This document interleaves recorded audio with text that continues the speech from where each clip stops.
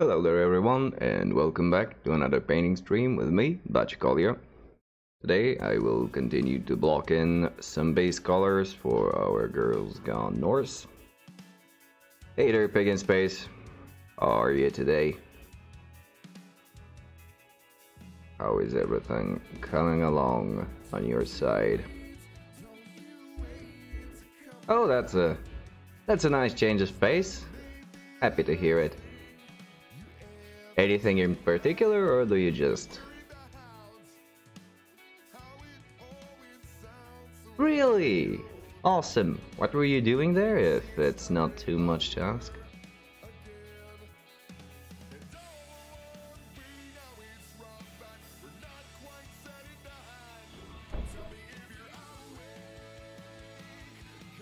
Nice, that's very nice.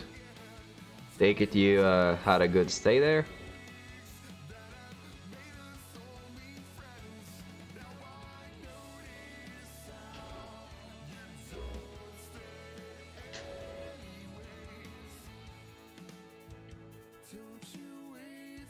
Dildo. I'm glad. Nice. I'm glad to hear you are in better spirits. Always a good thing.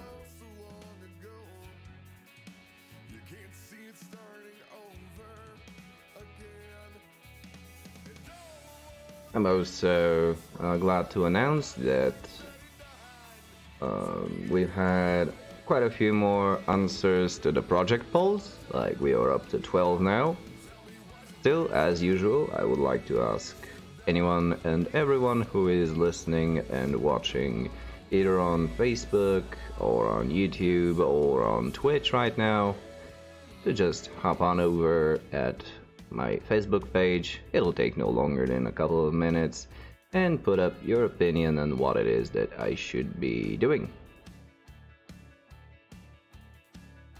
Of course, I can actually just bring it up right now and take a look at how things are looking up.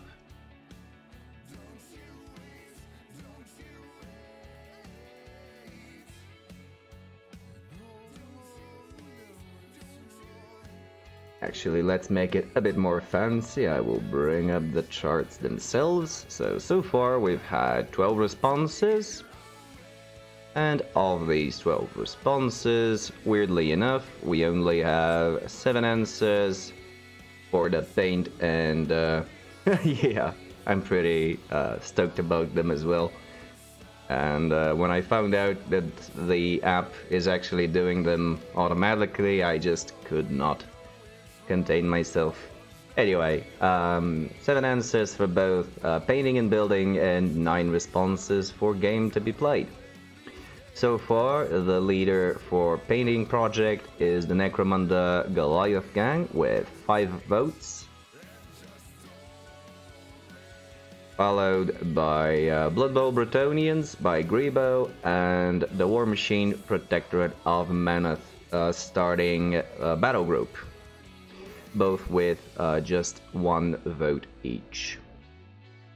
For the building project, we have a bit more diversity, so 4 votes for Warcry Untamed Beasts Warband, 1 for the Blood Bowl Dwarves team, that's the Gears of Dwarves one from Atlas, 1 vote for the Grand Conversion project of Orcs with GW Parts, Blood Bowl, Warhammer 40k, and Cromlech. And also 1 vote for the Blood Bowl Chaos team from Arena Studio.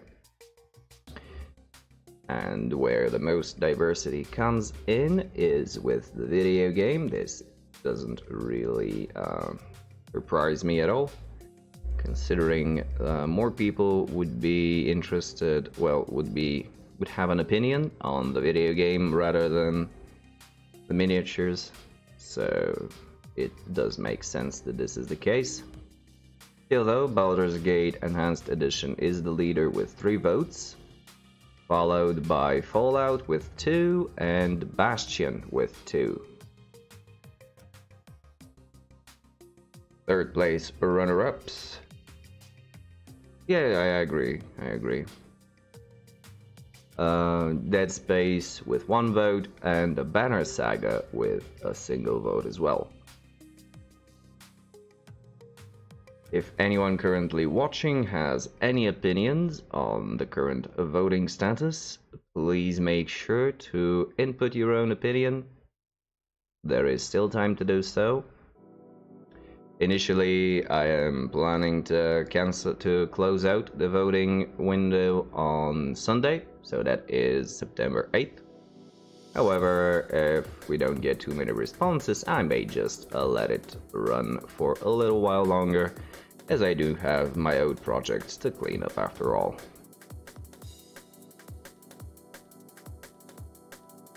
Still, again, come along, cast your vote, and while you're at it, why not listen and watch along this stream as well.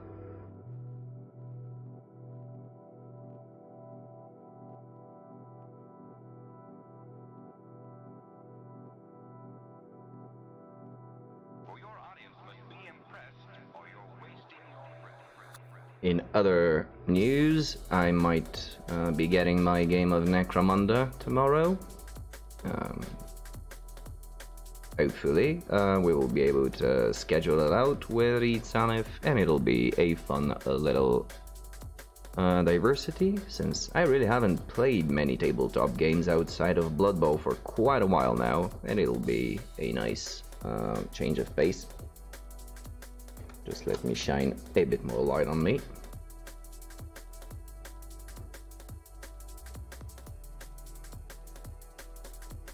So we'll see about that as well. The unpainted Goliaths will be walking onto a actual gaming field.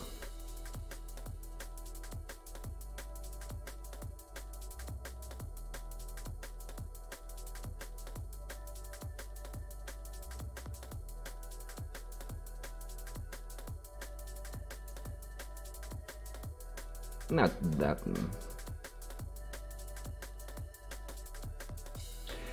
It does, yeah. I suppose this is the girl on the right that you were referring to. On the right shoulder. Ah, yeah. This is actually the shoulder.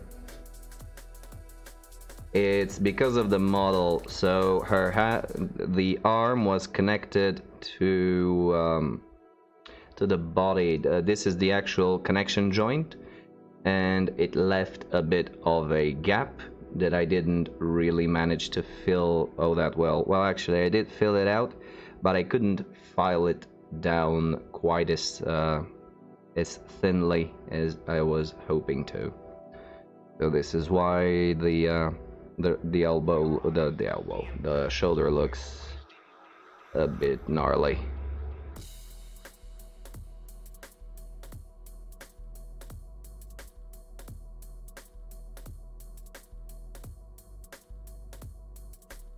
Hopefully, though, with the a few layers of paint and proper placement of highlights, this while it will not disappear, it might not catch as much of a focal point.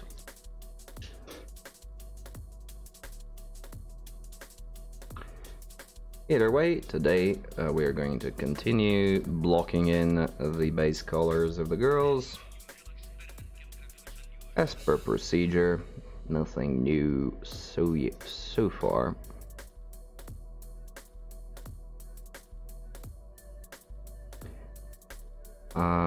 I started watching a new series just a couple hours before I started the stream to give it a shot. It's not too horrible. It is called Deadly Class. Yeah, I agree. It is a little bit on the gnarly side.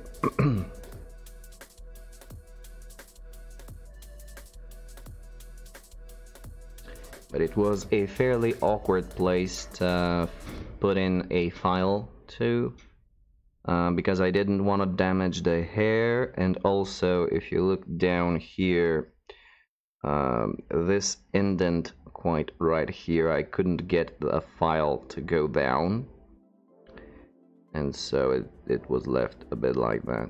But again, this is me using a horrible alternative for gap filling, something that I will never do again, simply because there's absolutely no reason to do it. I had just forgotten I had actual gap filling materials, and I made a slushy out of milliput, which was both tiring to make, awkward to use, and less than good overall.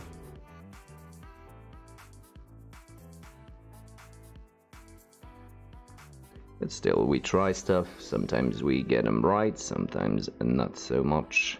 Either way, we're gonna work with what we have. In this case, what I made. So, starting off with the blue today. The Macragge blue, good old classic blue color. Sorry.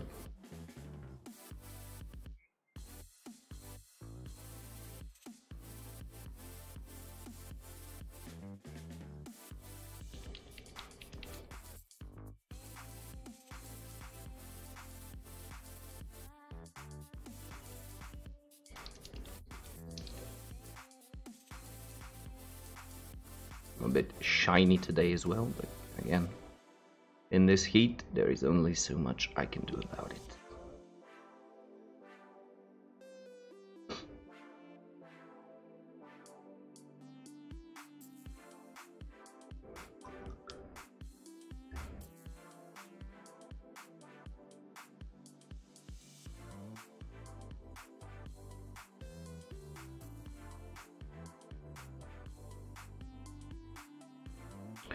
So, about the series that I started to watch. Again, it's called Deadly Class.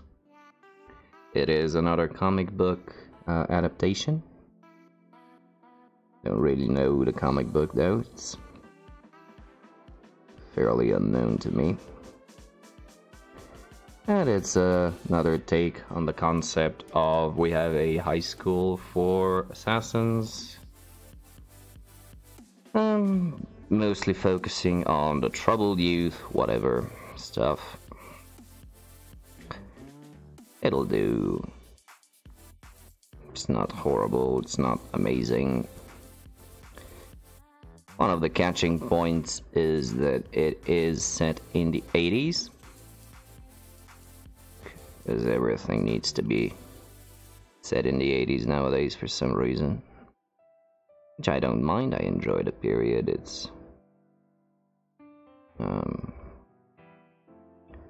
is somewhat nostalgic to me.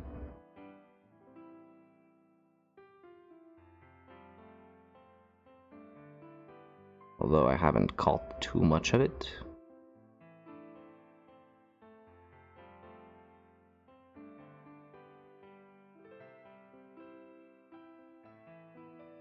And it would appear that today I am already starting off with a pair of shaky hands.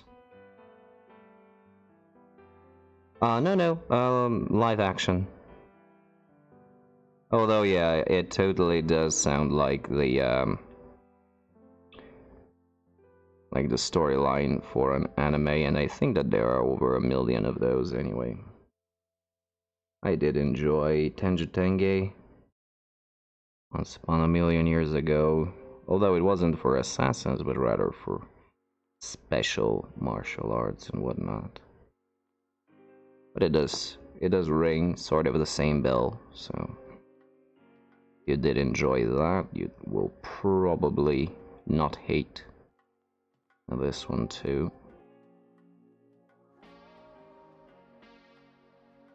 I'll give it a shot, it's just 1 season long.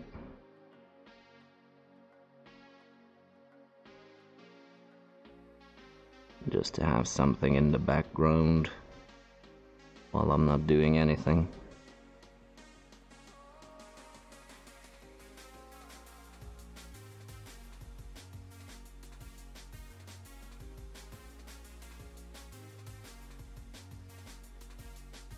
think it's by HBO and it's a new series. And since they have been doing fairly well recently, I will give them the benefit of the doubt.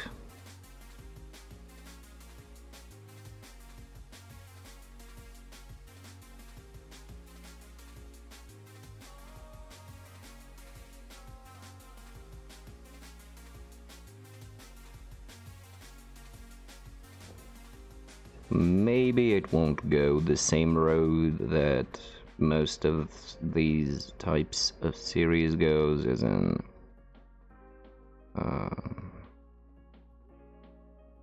well, they do become really watered down and to a point nonsensical.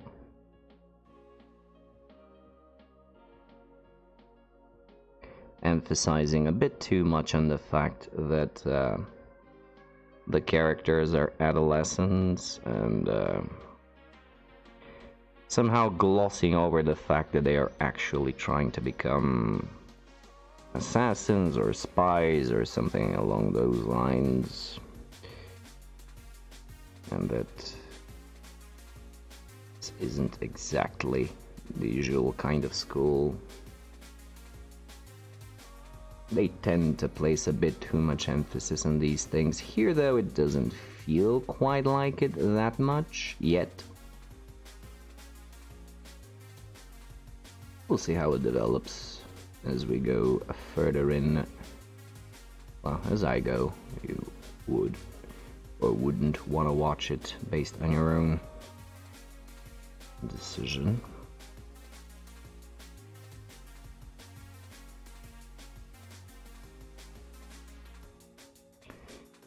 Also use the weekend to catch up on some movies that I missed out on.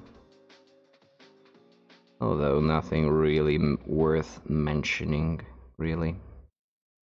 Just rewatching some old ones and watching some that I skipped as they came out.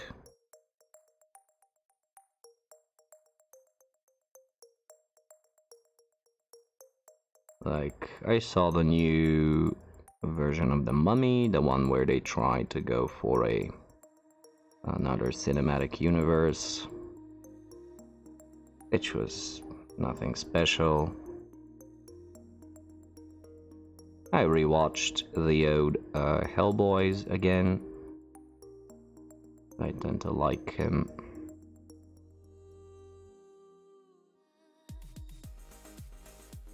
And I think that's it. Nothing else springs to mind.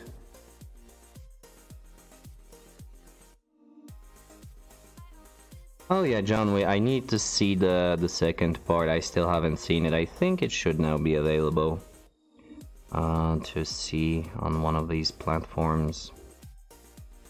Oh yeah, good call. I think I will try and find it. At least the second one. First one I do sort of clearly remember, although aside from the decent action, there is not much to remember, truly. Still, fine. Entertaining for what it is.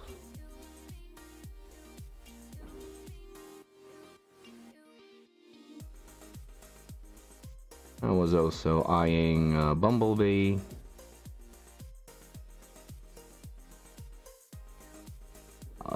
At which part, though? The beginning or the end? But that is pretty high praise from you. Like, you don't usually give high praise much of anything, so that does spark my interest to take a look at.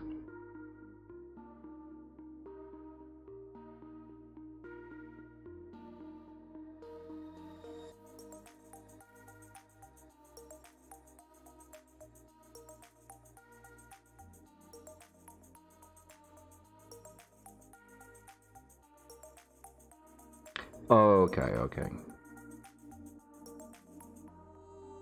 Yeah.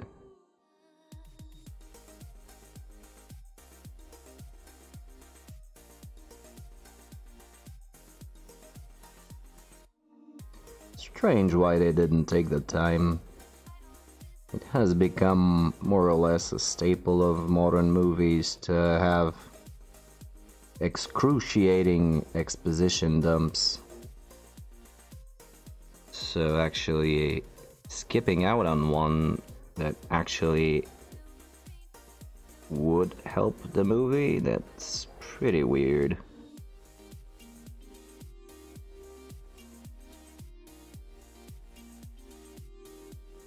On that note, this has started to be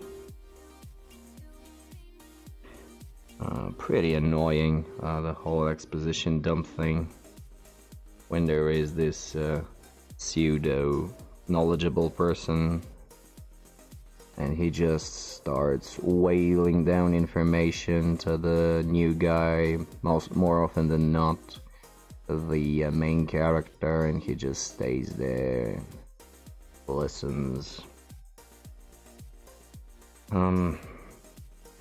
This is getting annoying nowadays. I mean, we've seen it a bit too many times, I think. There has to be another way to do this better. Or at least try something different.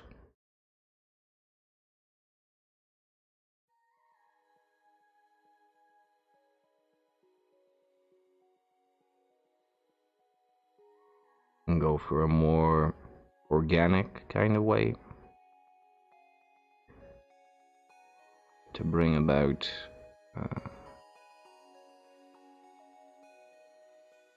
the plot.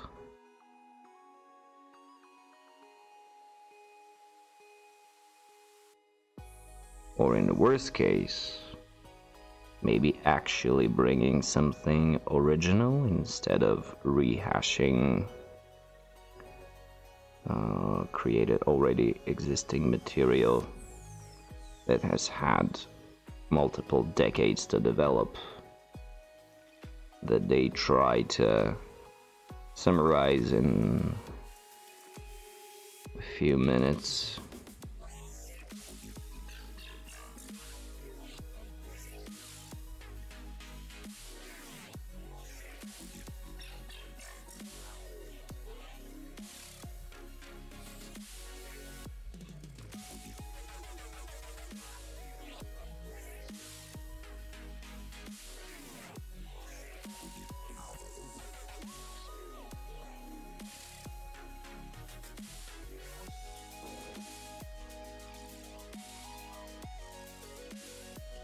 But of course, as just being me as a pretentious media consumer,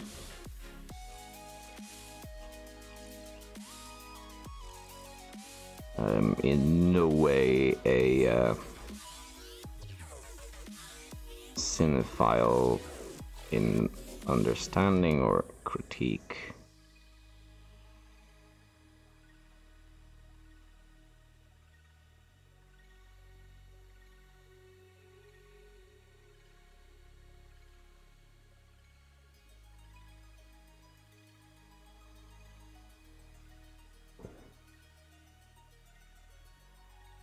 Meanwhile, dynamic poses being fine and all, sometimes getting to paint around these dynamic poses is a pain in the ass.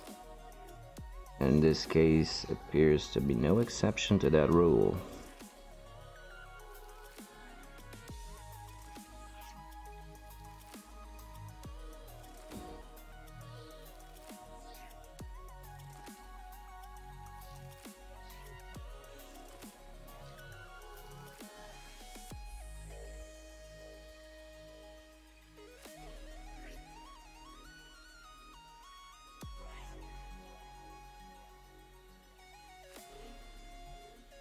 True, true.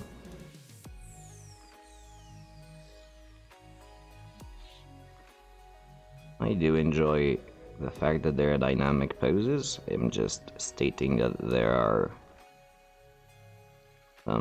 annoyances that come from them.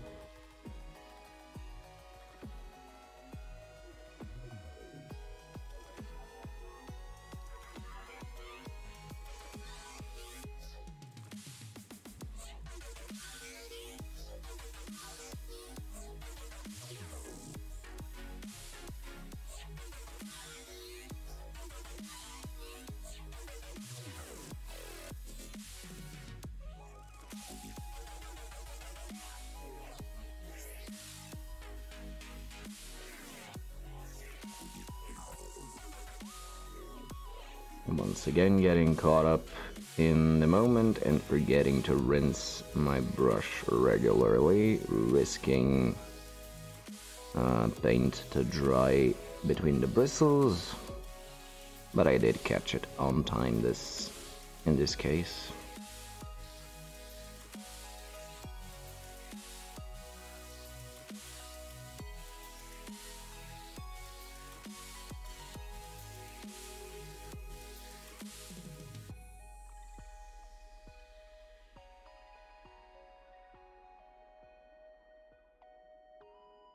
Again, too much water.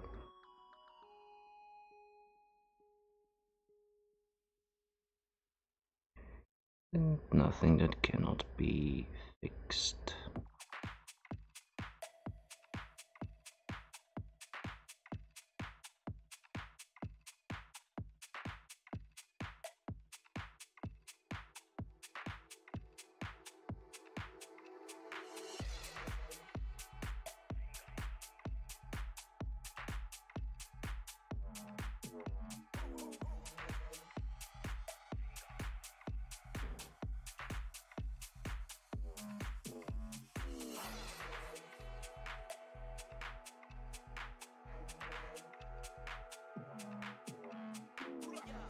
In the meantime, my vacation has been going along pretty well. I'm managing to keep my mind clear of most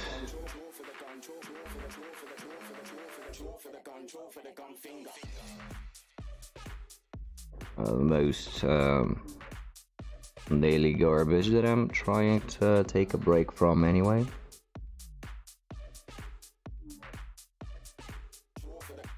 And in that sense, I think I'm doing a pretty good job on it.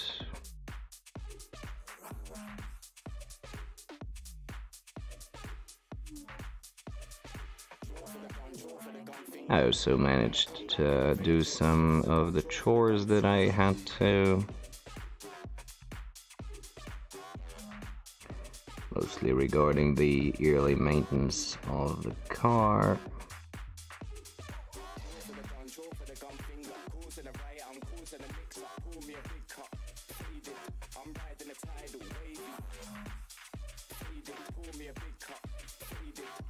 Yeah, that's a good idea to do.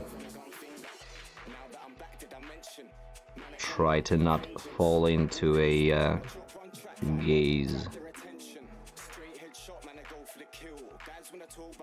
state of daze.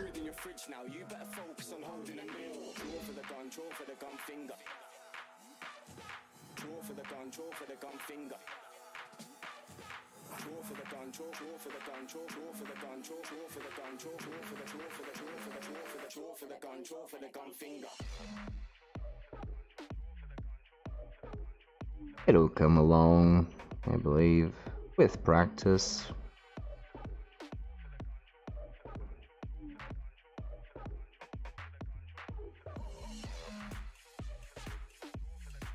One of these things that I don't really need to rush into anything, and most mistakes can be fixed if I really feel like it.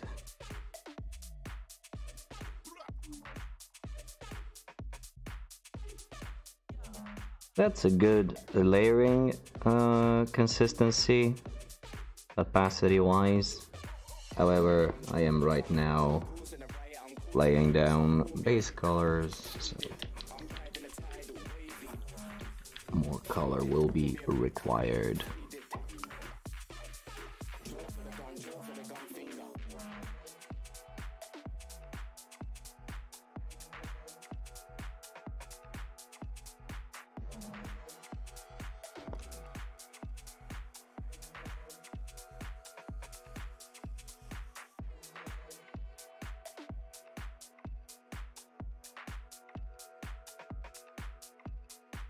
Yep, there we go. This is what we wanted.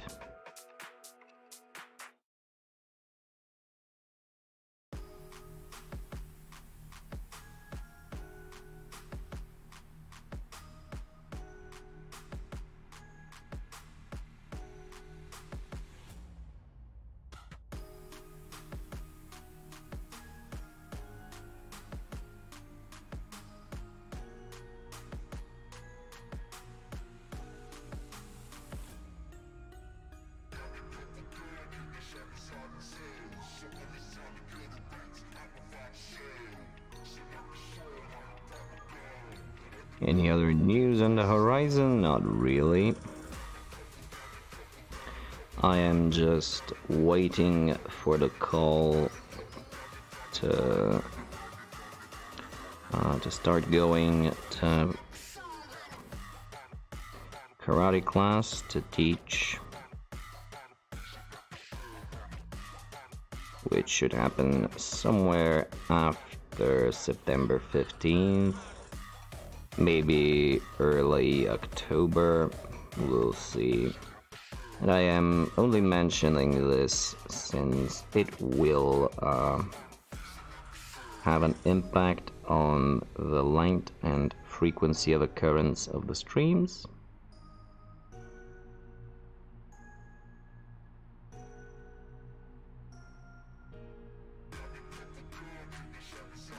And I have just been thinking about how to best combine everything. As there will be 2 days, sorry, 2 days in the week where I will have less time, and I'm wondering whether to use them for playing the video game that I'll be starting, or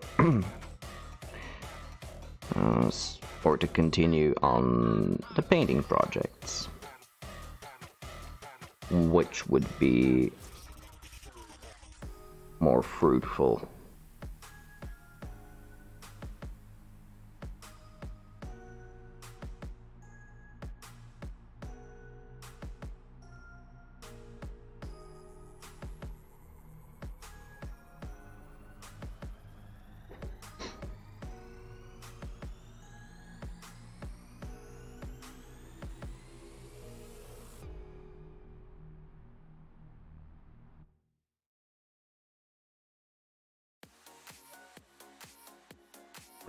Hopefully so, though right now what I'm talking about is which should I focus the shorter evening streams to painting or to gaming after I start having 2 more days a bit more packed in with stuff.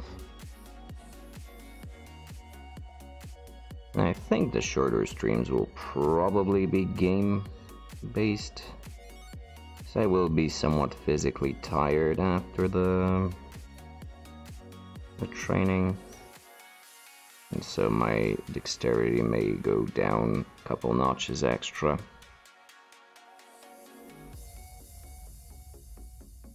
But you do make a point that painting more is painting more.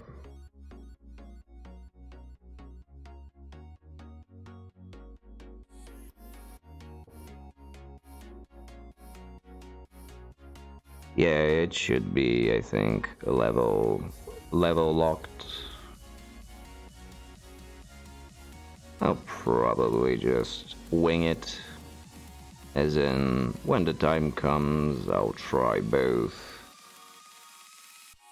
See what ends up feeling better and stick to it. It is just a thought that crept up in my mind recently. Yeah, but whether or not it'll be Bastion or any other game, that will remain to be seen.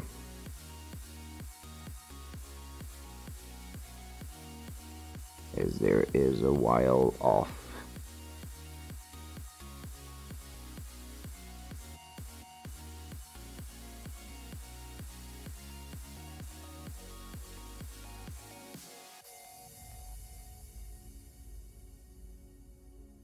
That in focus.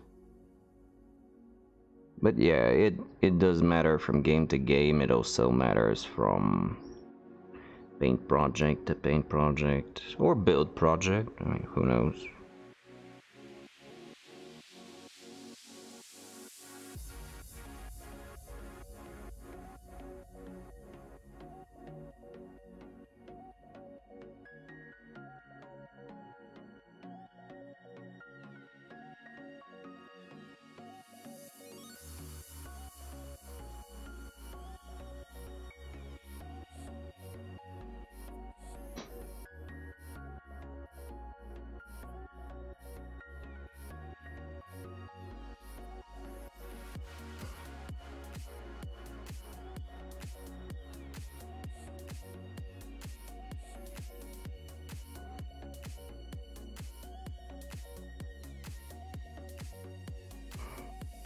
Oh, by the way, did you get a match in Rebel? What happened with your adventure there? In space.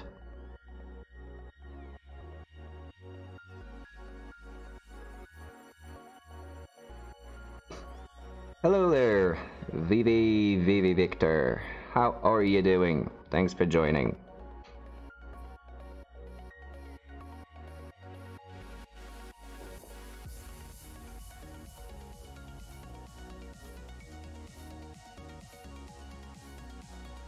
Oh, you did get a game. Lovely.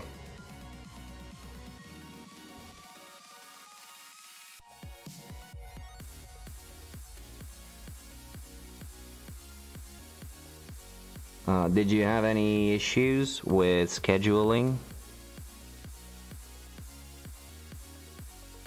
Or was it fairly straightforward?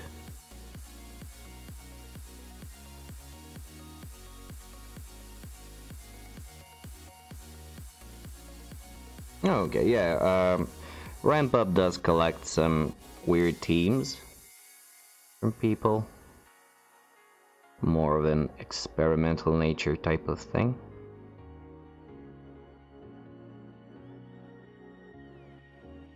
Oh, they usually do. Or if not, they do tend to provide notice. So, how many V's is that? 1, 2, 3. Well, V, Victor. How are you doing?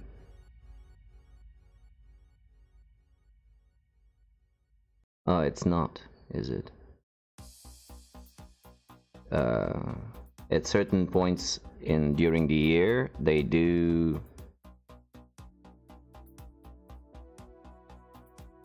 Oh, really? Well,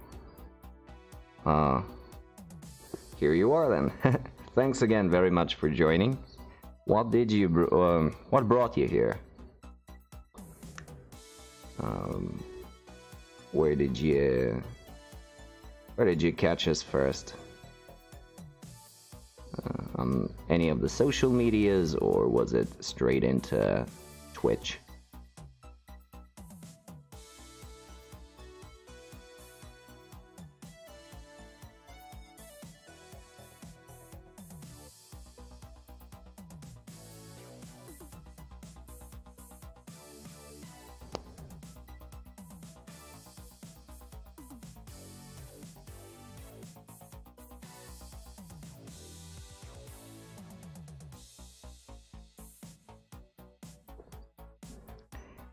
Either way, welcome along for the ride.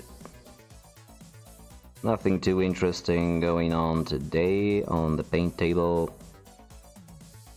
Just blocking in some base colors, trying to get them smooth, and in the meantime using the opportunity. Oh, that's nice. Well, that's what we are doing as well. Which team are you currently trying to paint? Well, you are painting.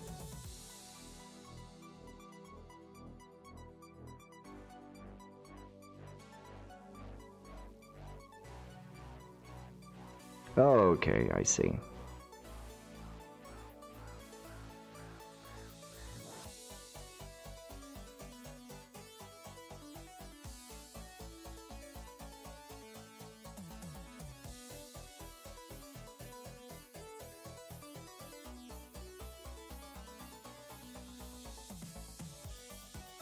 Okay. No worries then, still. Play along and hopefully we can have fun while I'm putting paint on plastic minis.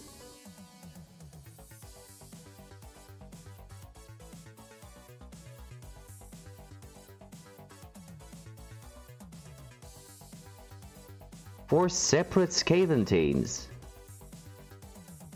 What on earth are you going to do with that many rats? Like, are you gonna use all of the teams, or are they like a commission or something? That's a hell of a lot of rats.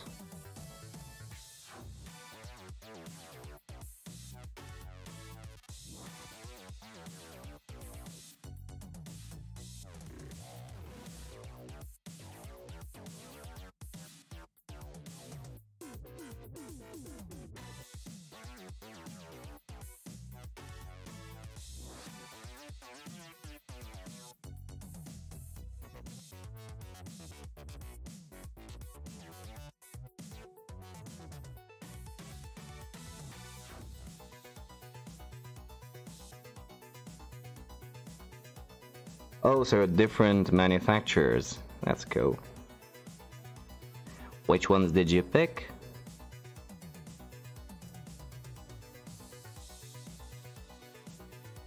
Personally, really like the wheelie ones. And the GW are pretty nice as well.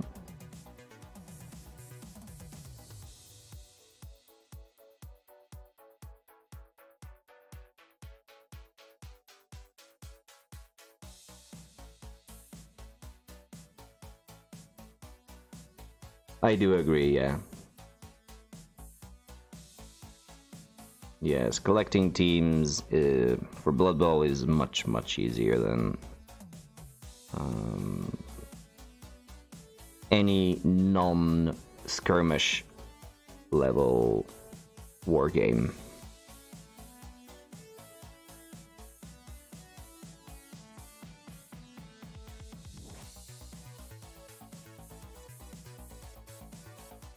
Ah, yeah.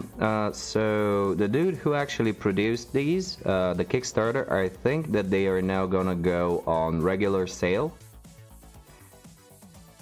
I think he is called Jose Mox.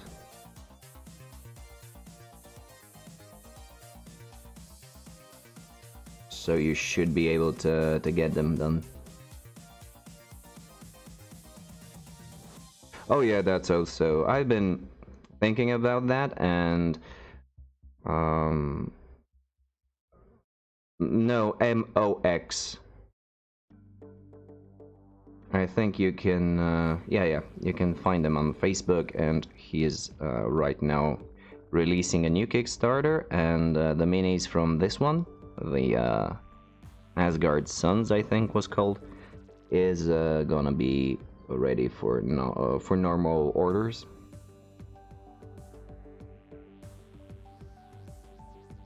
Ah, yeah.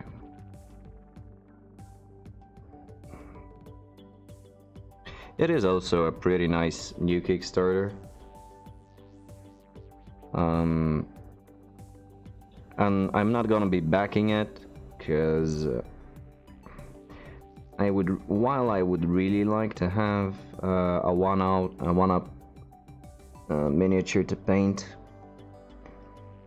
and they are pretty fine. Like, there are a couple of the warriors, like the girl with the axe, that I really like, but I don't think I'll have time to paint her up and do her justice. She would require a bit of a higher skill ceiling than mine. Although it would be a good opportunity to train some new skills.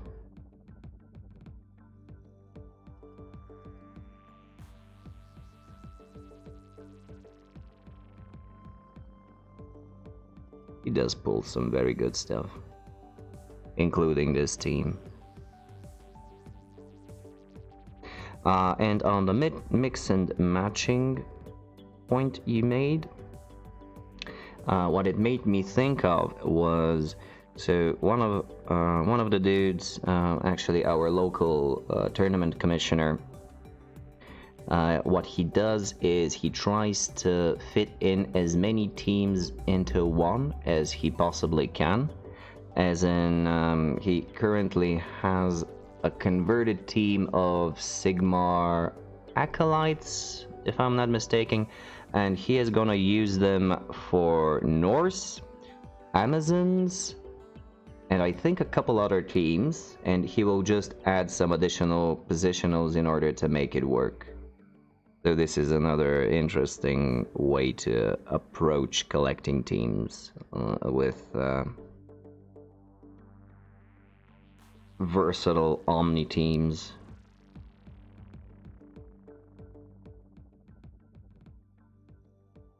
And they look pretty sweet too.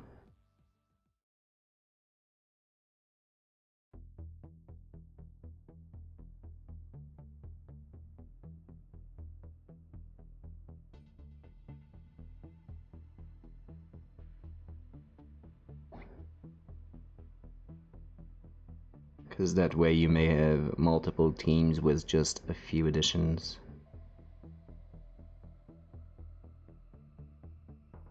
Yeah, I know, but this is what it made me think of.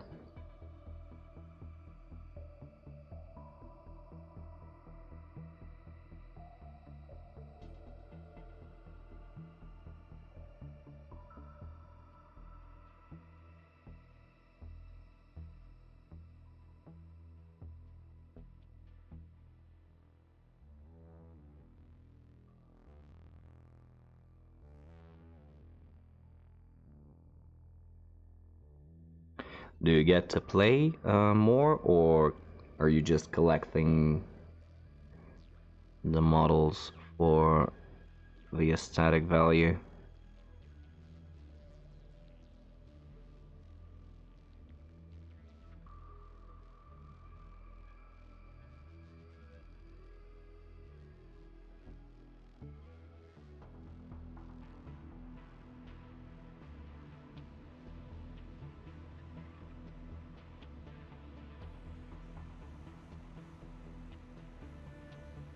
Very nice to speak to you too. Have a lovely evening, and you are always welcome to join back.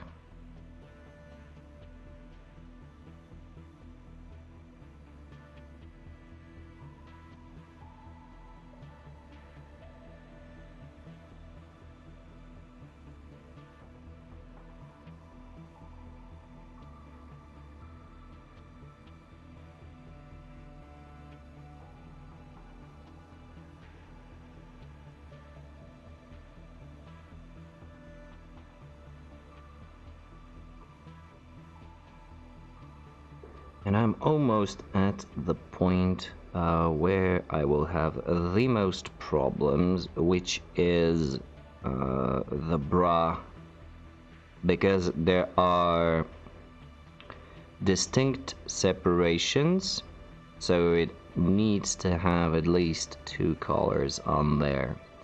I just need to find out where one ends and the other begins, as this was also the case with... Oh really? That's great. What was the issue?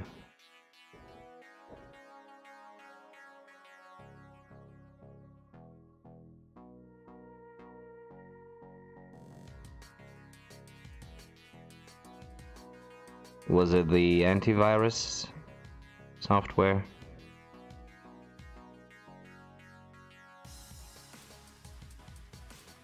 They sometimes are a bit of a resource hog.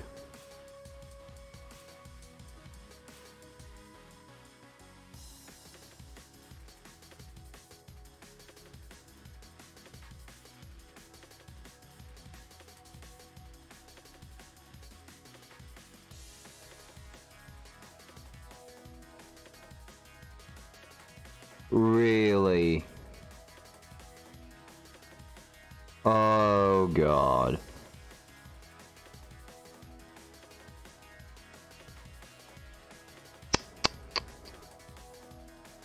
Oh man, that's stupid.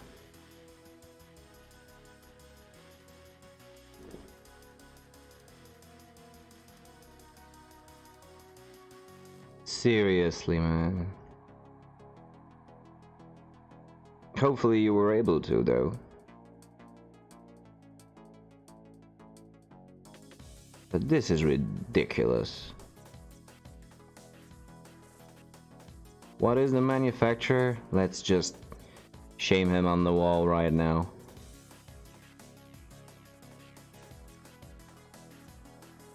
Really? Oh yeah, they do have some issues with that, especially on laptops. I remember setting up my father's computer. It was it's a Lenovo. Although they are very stable machines, I don't know what's their problem with the drivers.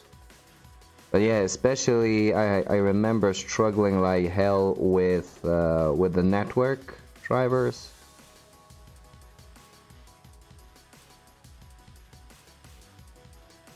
Because they do have these weird batch installers that supposedly include all the required drivers for your make and model laptop. But it turns out that's not the case, and more often than not they are corrupted.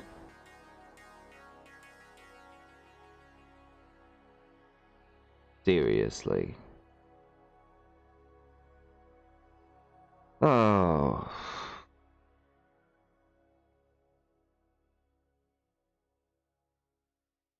That's really dumb. I'm really sad to say this because I really do like Lenovo as computer manufacturers. Their PCs are very good workhorses. Very stable and everything, but why they do this shit with their drivers, I just don't know.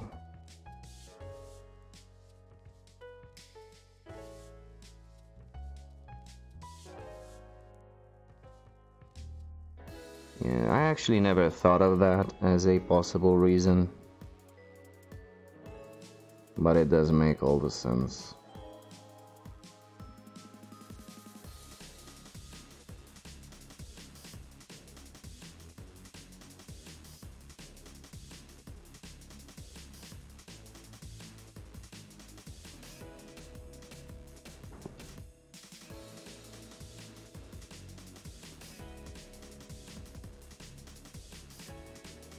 No, it's not just that. You're not a noob. This is, as I say, this is an actual issue with the Lenovo PCs.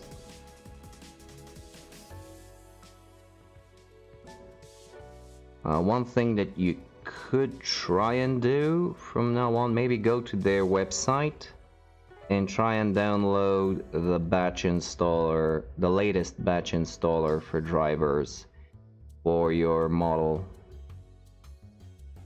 That might help. Ah, yeah, alright. And just hope that none of the drivers are broken, because, like I mentioned, when I did this myself, exactly the network drive, the only one that you really need starting up a PC, tended to be broken.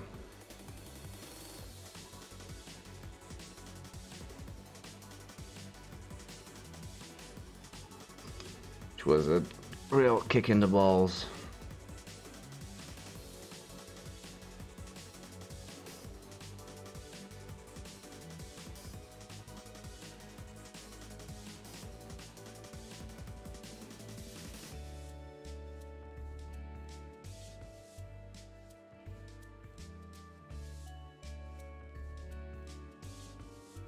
Is why one of the reasons I do prefer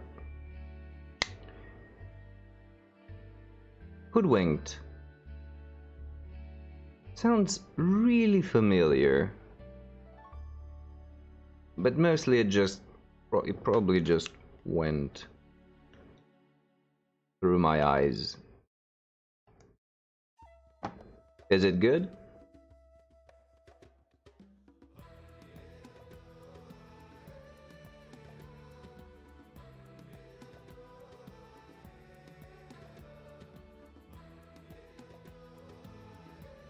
Was it on Netflix? Let me check.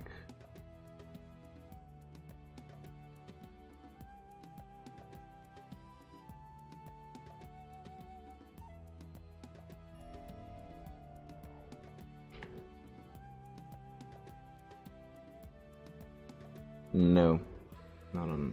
Ah, there it is.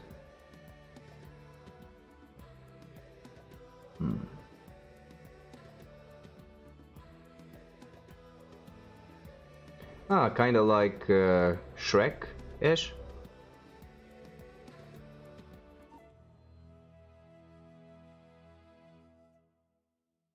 Does sound good with that description, yeah. Nice, nice. Yeah, I'm actually looking for movies like this. Take my mind off of things, so... yeah. I think I'll look into it.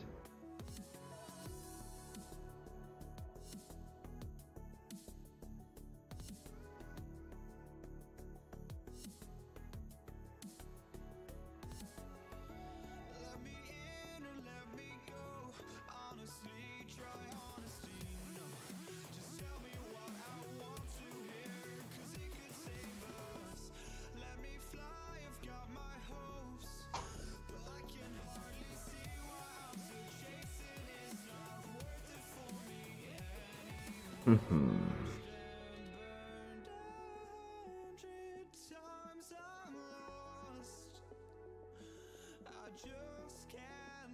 I'm just trying to remember any other similar ones.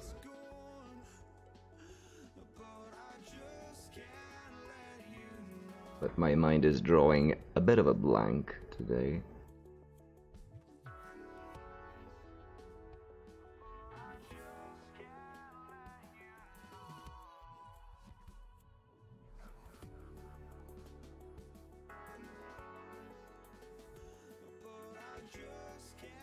My head's just not quite here today. For whatever reason.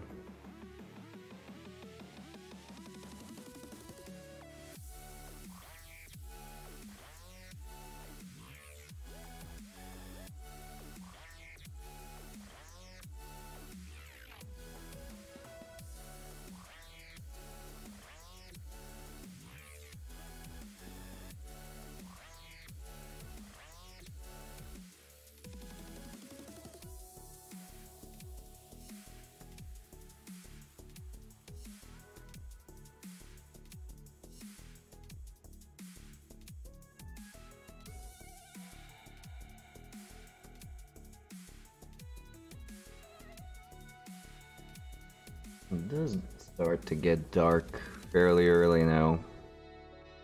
I guess we're done with the long summer days.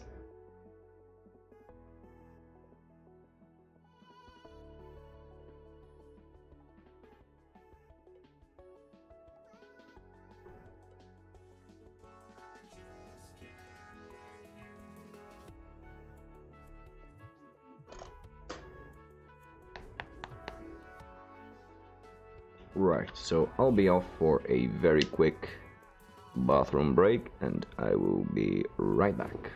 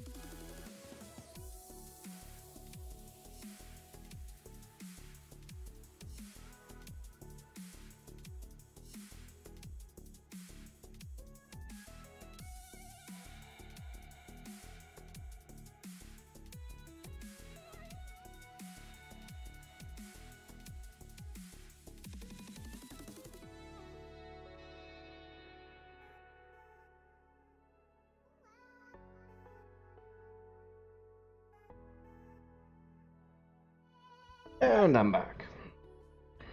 Also, something I remember from doing today, following my battle to the death with the horrible wasp that came in a couple of days ago,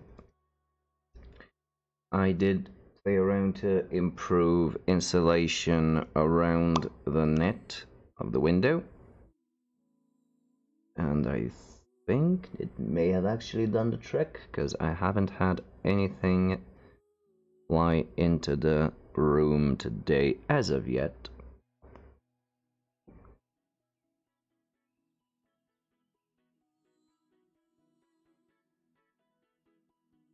Yeah, they are. Bloody flying assholes is what they are.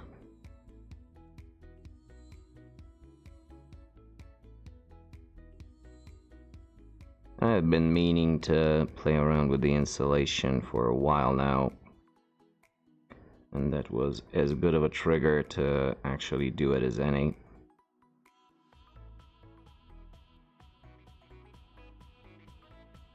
Yeah, they are generally just assholes.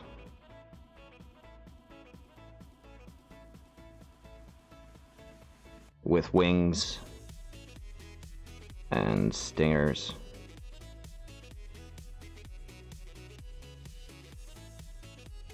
I wouldn't worry that much if it was a bee, because I know that if I don't anger it in any way or threaten it in any way, it'll just go away. But a fucking wasp can do it just out of fucking spite. So it was pretty tense, not gonna lie.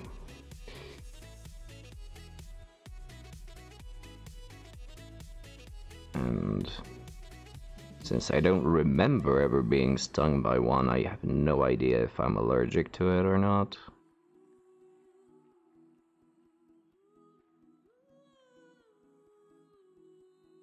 Either way, here's hoping that the little handiwork I did today will be enough. Keep the little flying buggers away.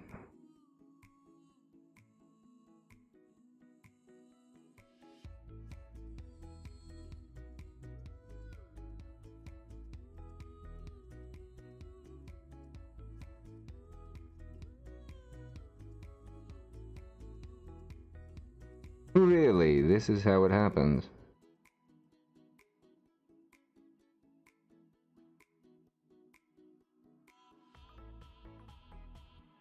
I wouldn't be surprised. They had to come from somewhere. But I didn't really know that they weren't indigenous to Europe.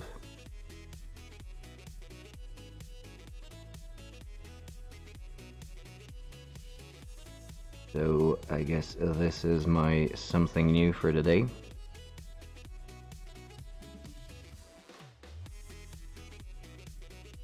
Okay.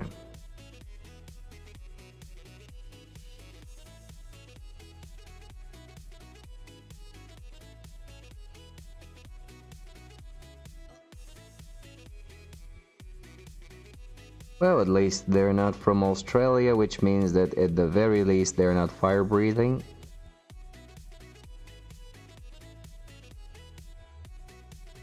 That's something.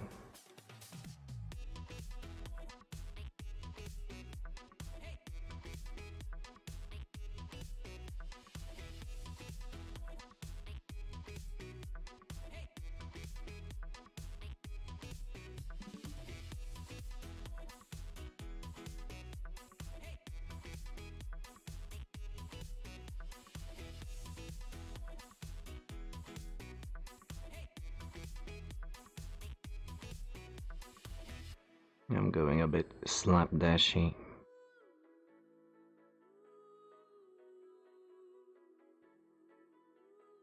With the color here.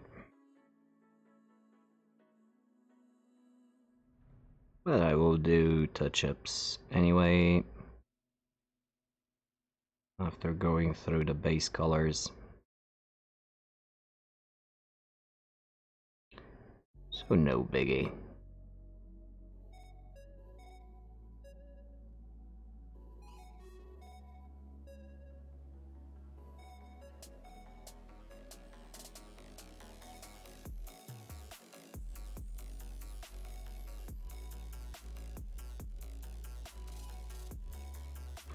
Okay, so now the moment of truth. Which part will be blue on the brassiers? Oh yeah, the outside facing one. I think I saw it. The detail cut off at the strap.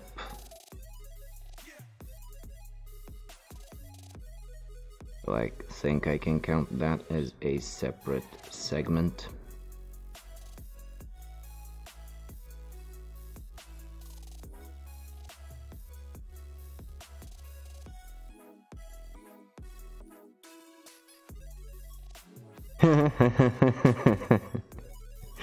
Yeah, well, so.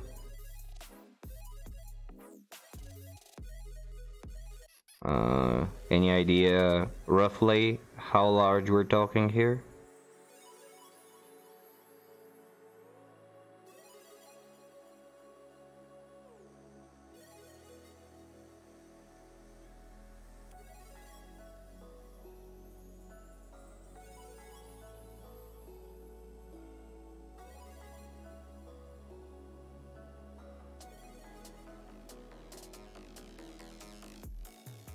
Whoa, that's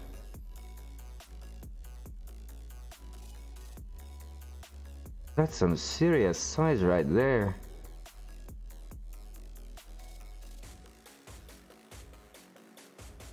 "5 centimeter thing is like my thumb."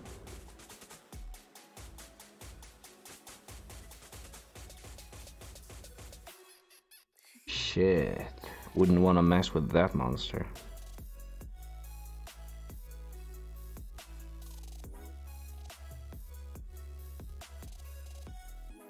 And naturally, it would have potent venom.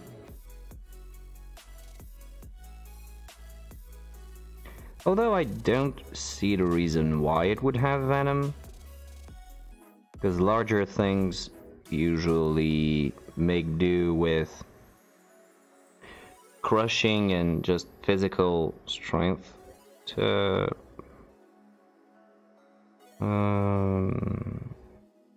hunt.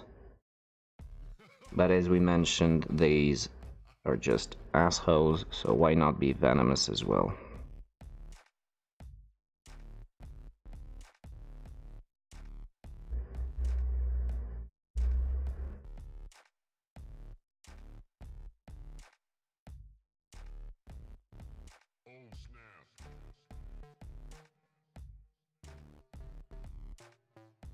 Bloody things.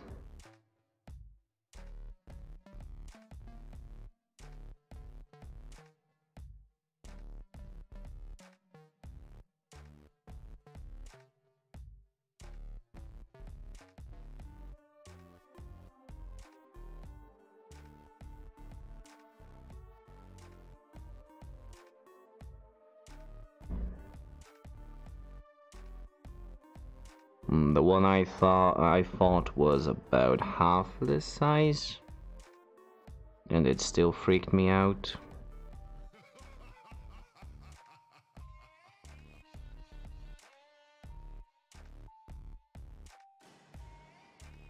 Thankfully, it was rather docile.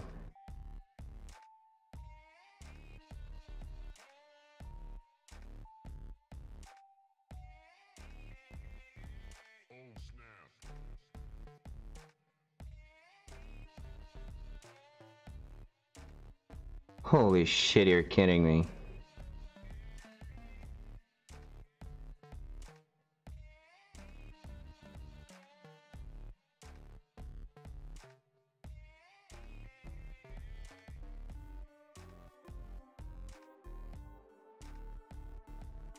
Oh, even cannibalism.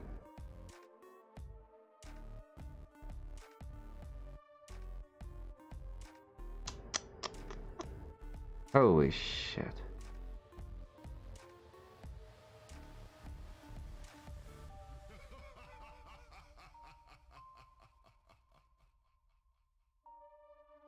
By the way, what is the difference between a hornet and a wasp?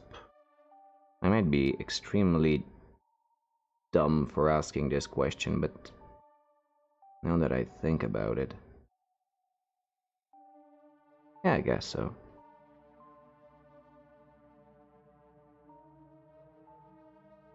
Still the terms are stršel and osa in Bulgarian, so there are different names for them, but I'm not really sure on the actual differences.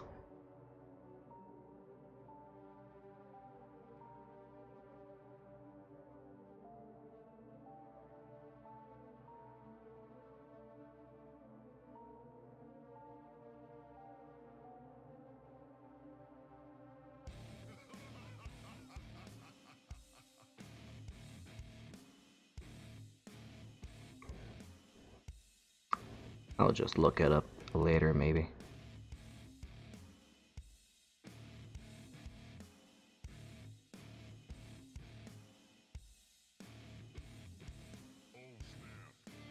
Oh, okay, okay. That's a pretty general distinction, but I guess.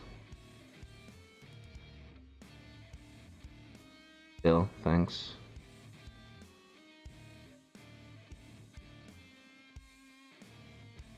Overall, larger heads and larger bodies. Yeah, okay.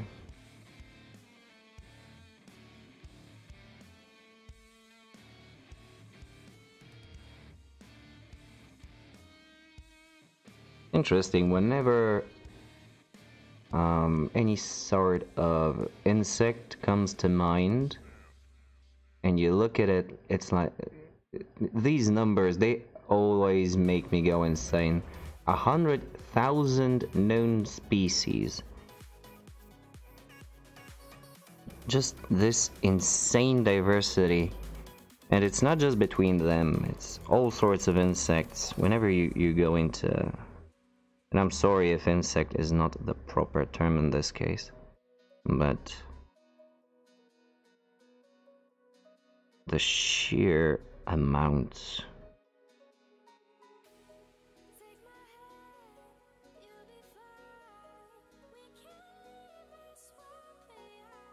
Yeah. And also with shorter life cycles in general as compared to other types of animals.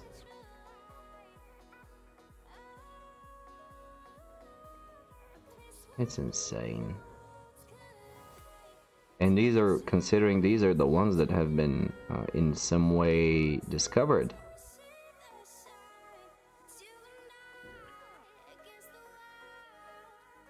Now imagine about twice that amount.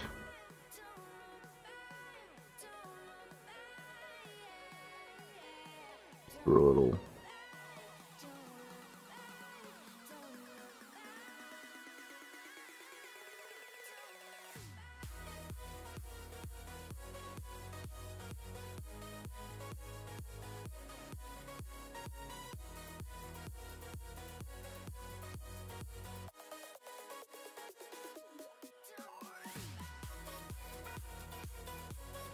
Oh, okay. Yeah, I know that, what it means.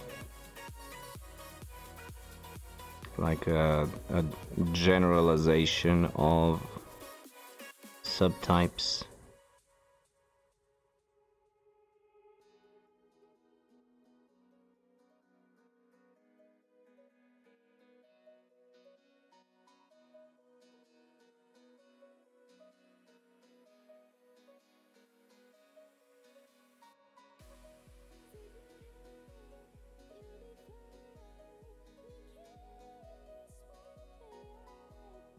Yeah.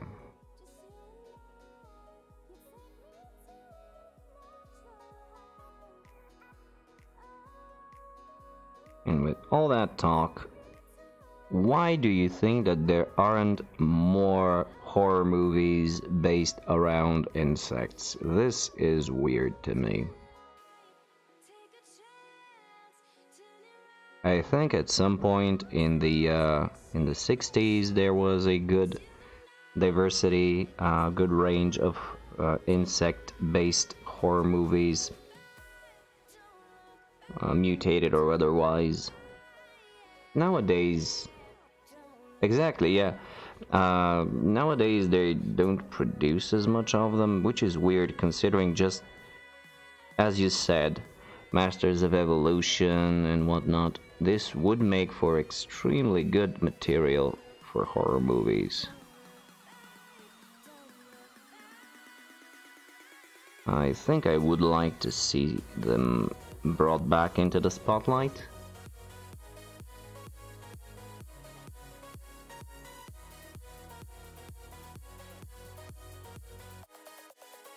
They're pretty terrifying.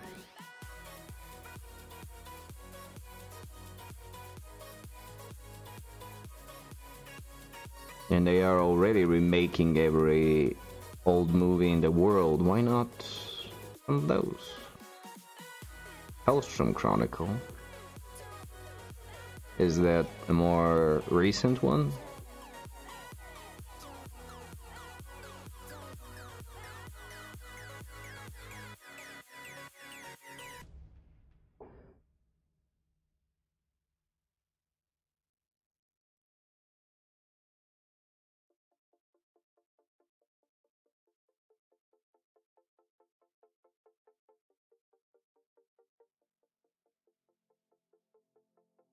'71, yeah, as I thought. Well, I think these are quite a bit the best kind because the actual science stuff makes it sufficiently relatable as a real-time thing, as an actual event, an actual happening, and it makes it more relatable, and as such it actually increases the fear factor that the movie can create with the theme.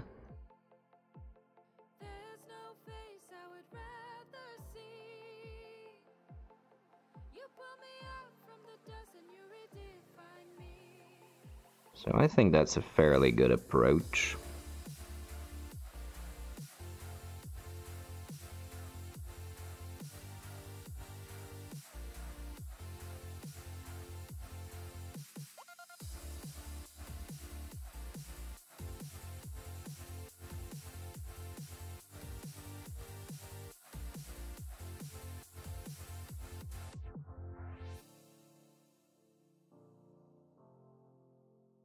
Okay.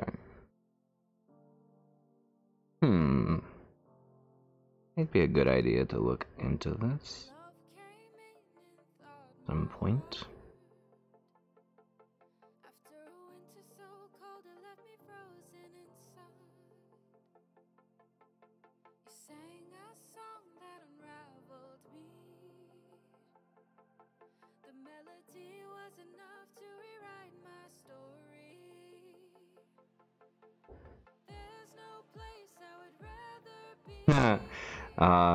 Nah, it'll be a letter.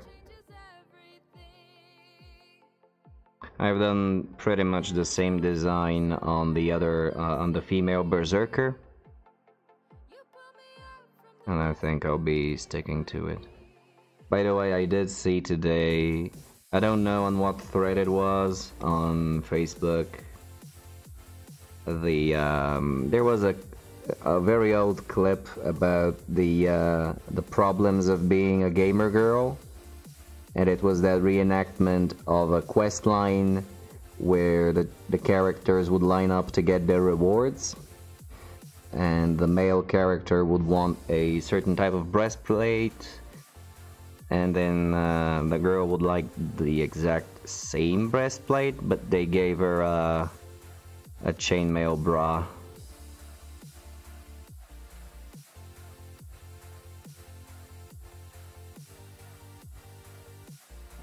And I don't know if you saw it as well to bring up this topic. Yeah, female are exactly. Armor problems.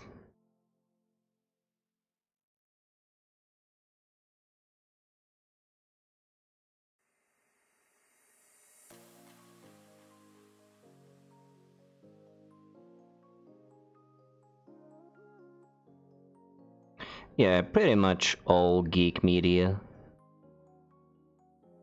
is affected by this. However, what it has led to is the current generation of cosplayers, and this has pretty much been embraced by them. So who the hell am I to complain?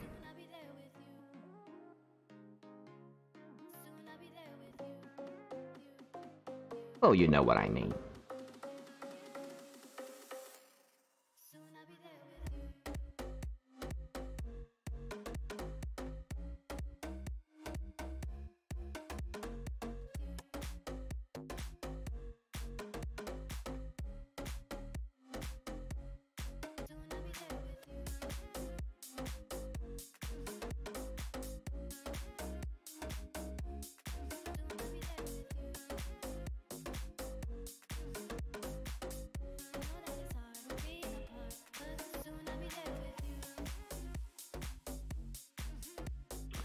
So I'm thinking of going to the next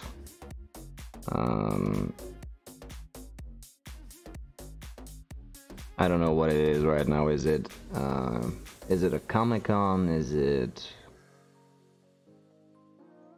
It's in September.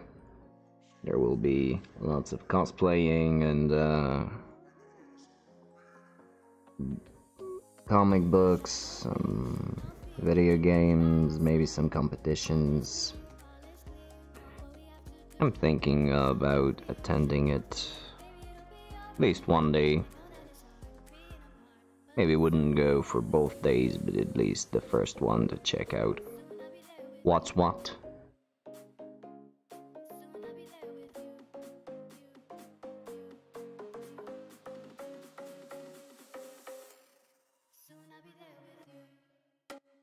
Just to re-establish the fact that I am even outside,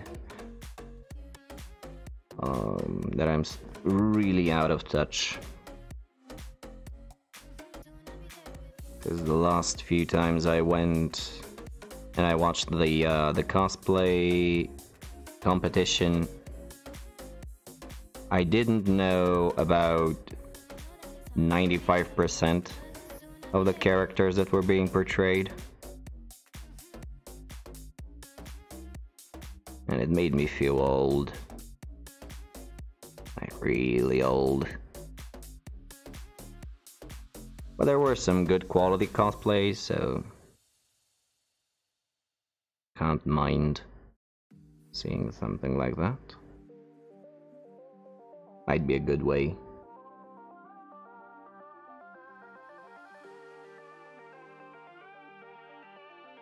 Oh, really?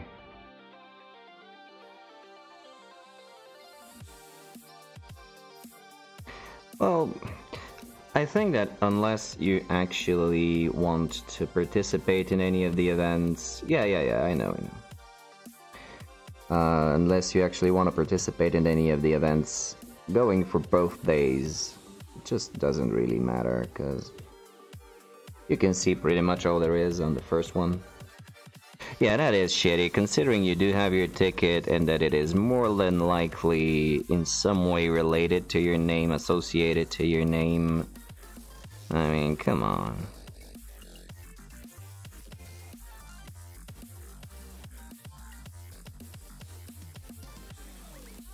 On Hills of Rock, or pretty much most other big rock festivals, they are going even harder than that, as in you are only allowed to leave the premises once per day.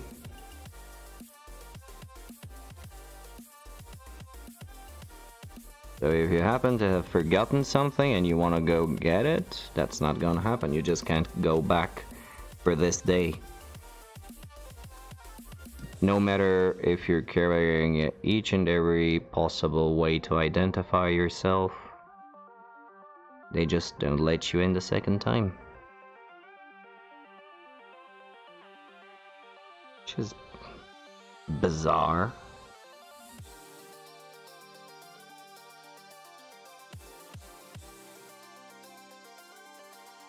And it makes you feel a little bit like in a prison, and I don't think that's the best way to go about such restrictions. Who am I to get out of this? To teach them how to do their job. But yeah, this is stupid. Regardless, I'll still try and make it. Kill a Saturday afternoon.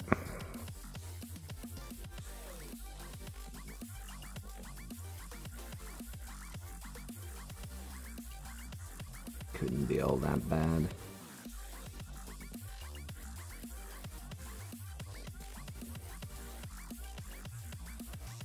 It was soon. It's like, I think, either the weekend after the coming one or the next one.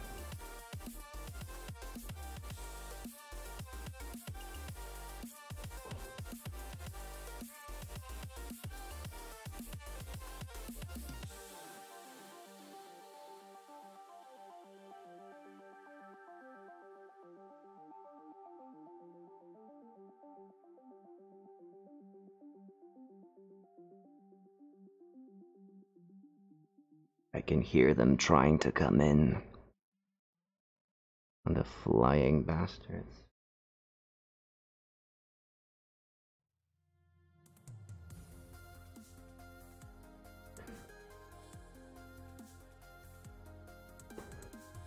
Well, I guess that's the test, yeah?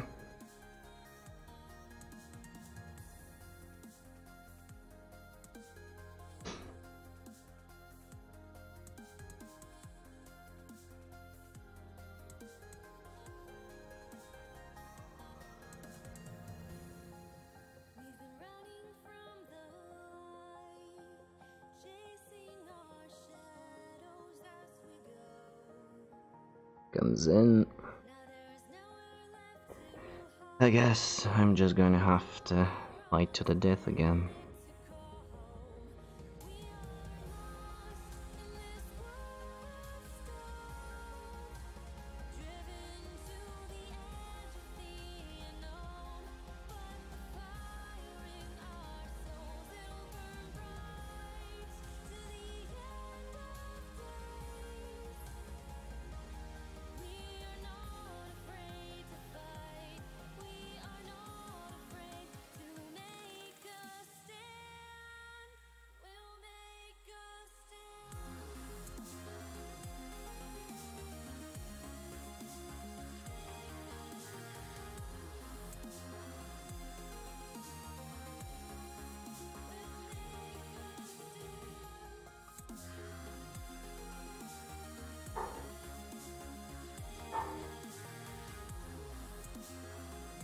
I think I have plugged up the holes of the window pretty well, so whatever's trying to get in shouldn't succeed in its attempts.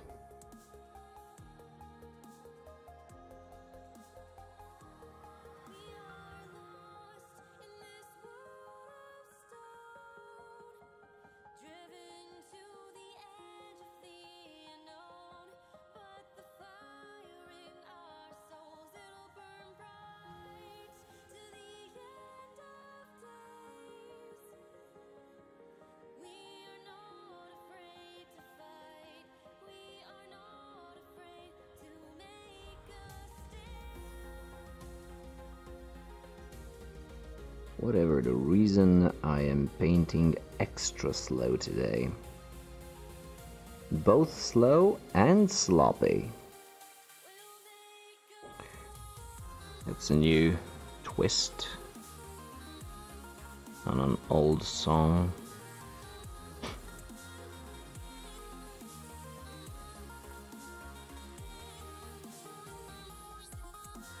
Doesn't really make that much sense though. I've had a nice relaxing weekend.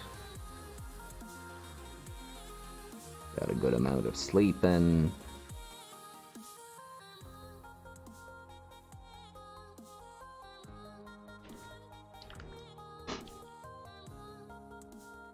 And yet it's going pretty damn slow.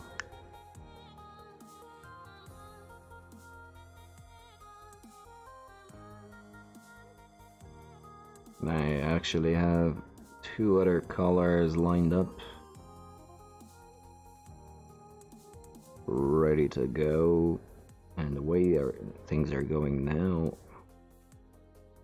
I don't think I'll get to any of them. Also, spilling paint all over me doesn't help things move along in any way.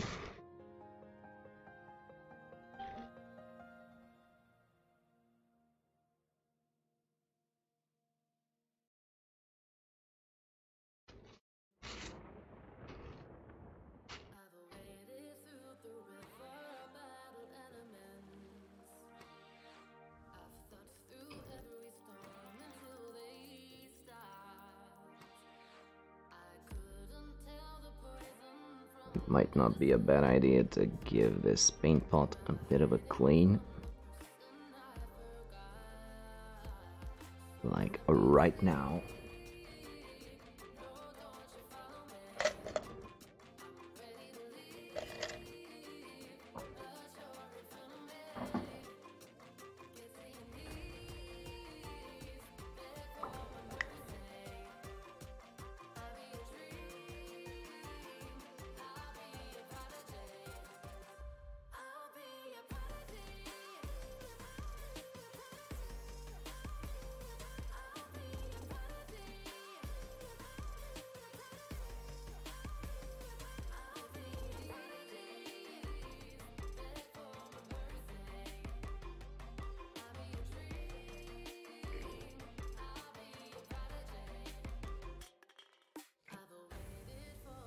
It does seem as though I've recently got it cleaned.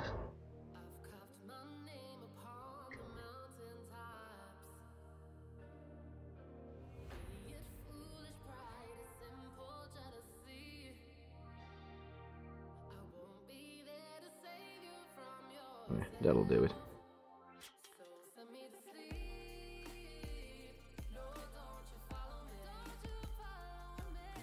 Oh, sure, yeah, totally.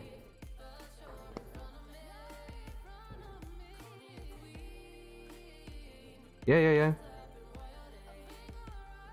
It's a good idea.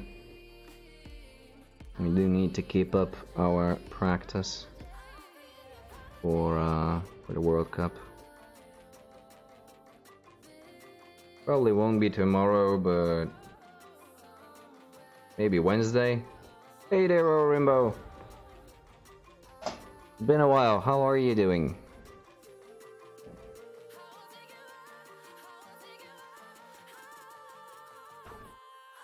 I'll let you know, Big in Space, just as soon as I get a bit of more clarity on what's going on.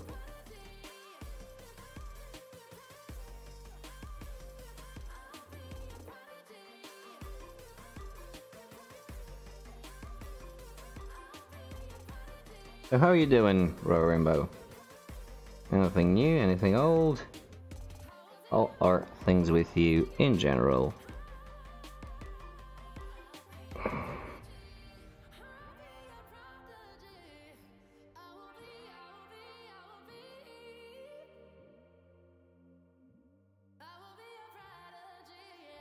Oh, sorry to hear this. But it's good that you're feeling better now. Glad to hear that.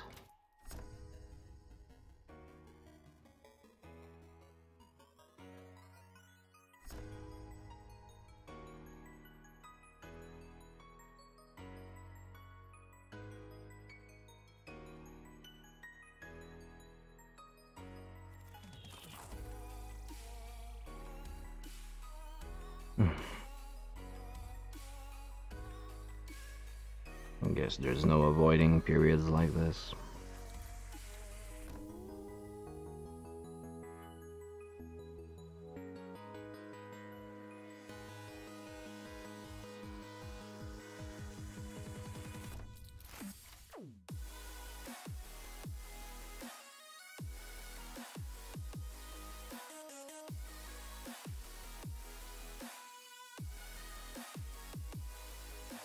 Oh really? Well, thought you were sitting this season out.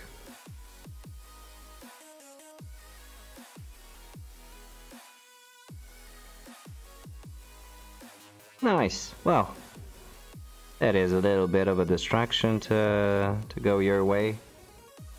Hopefully it'll work as such. By the way, Pig in Space is now in Rebel as well. He has decided to join and is currently in ramp up.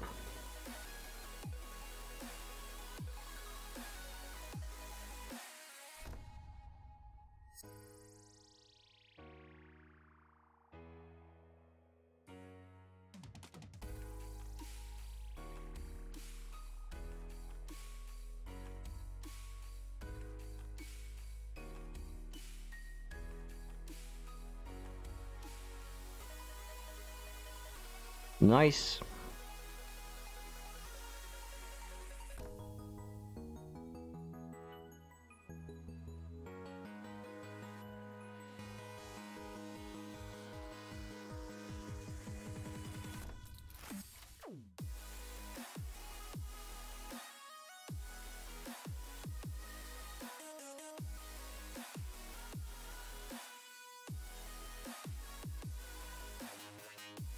Yeah. I think that's a good approach. Sticking to a certain team for a while. Trying to get the hang of it.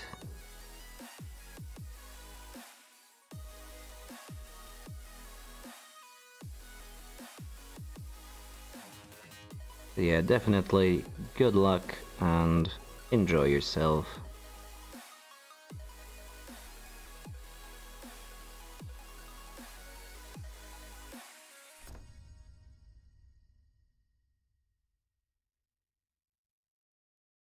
Well, maybe you should consider re-rolling for next season, or just going for another league for a season.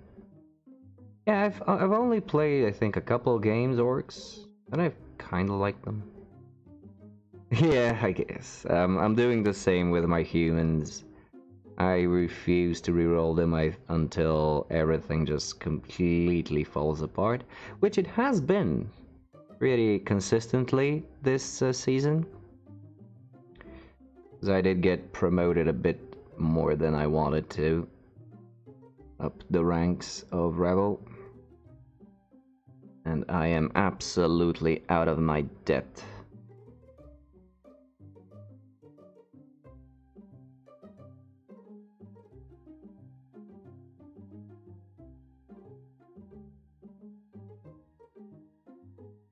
Oh well, don't be modest, those black orcs are amazing, they're not just nice.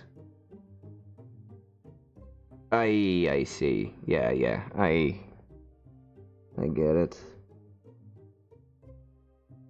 Which division did you end up in?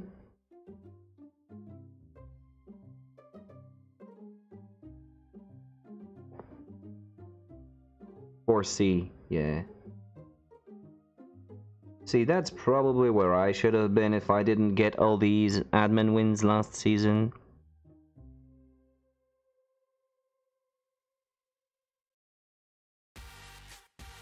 Or C would have been nice for me.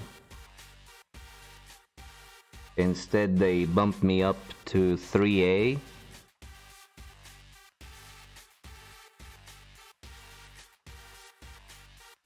And I'm just getting my ass whooped every time.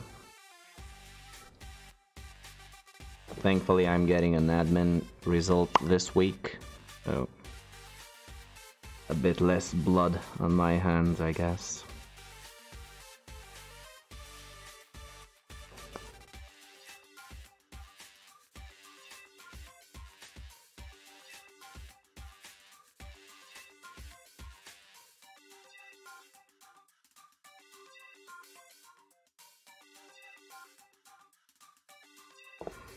Well,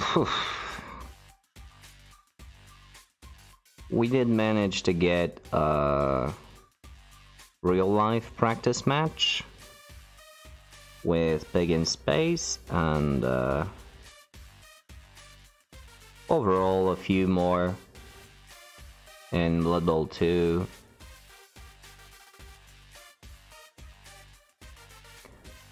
Personally, I'm not overly confident, but it does feel like we're getting there. Oh yeah, the administrative stuff is done and done.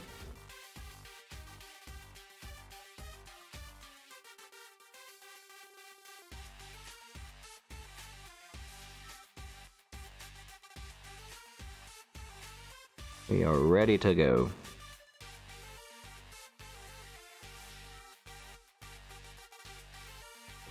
And as far as the teams go, I just need to finish up with these two minis, and I will be done.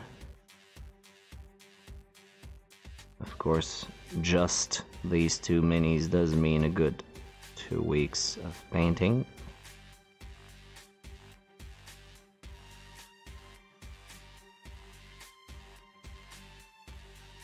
Ah, did you get any info on that?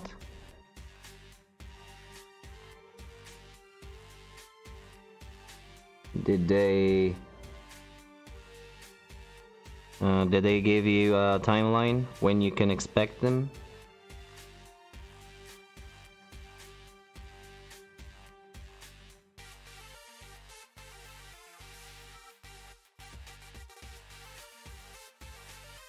Yeah, oh well. Here's hoping it'll be on time. They do have a whole month, but...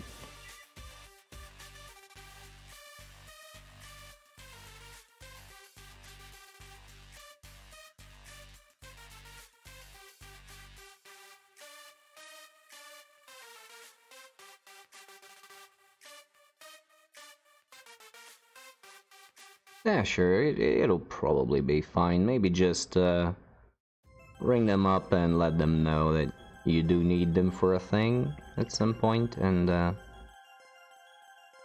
not absolutely leave it behind.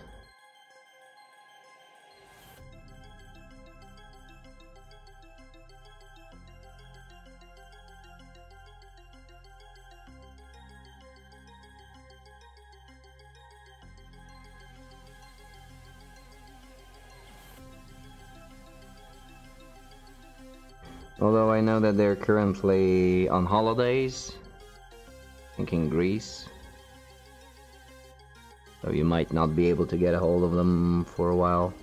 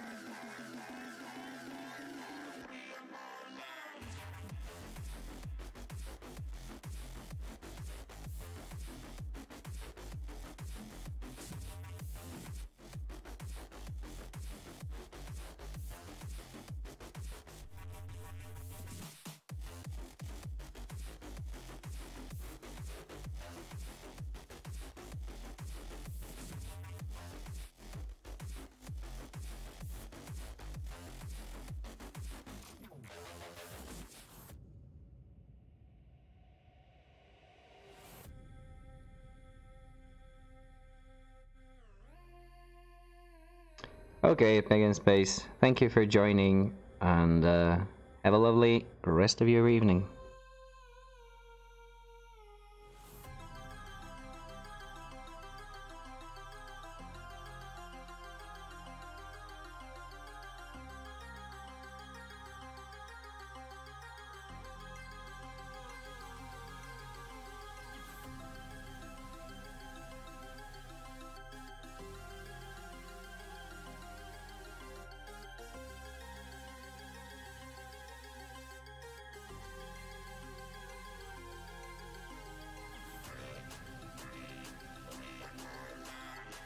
Well, I'll continue putting in some color here and there. I think I'm actually done with the blue on this one. So we can move to this one.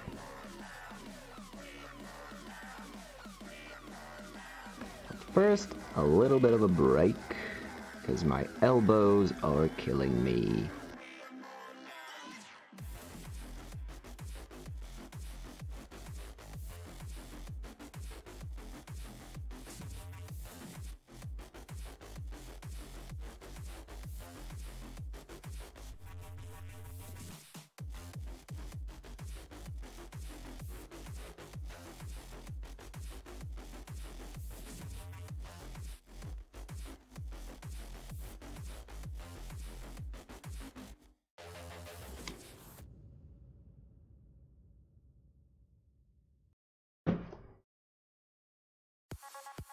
By the way, Raw Rimbo, if you are not up to date on the matter, I have put up a poll on Facebook where I am asking everyone what my next projects should be. So if you have a couple minutes and can just go to my Facebook page, it is the first post pinned at the top. You can take a look and let me know what it is that you would like to see me do next.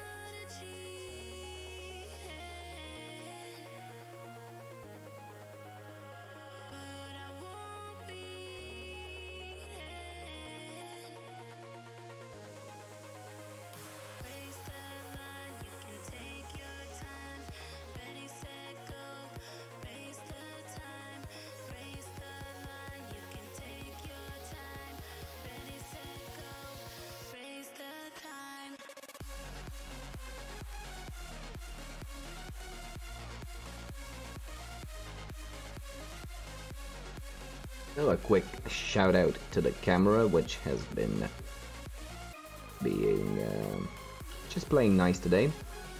Hasn't given me any problems so far.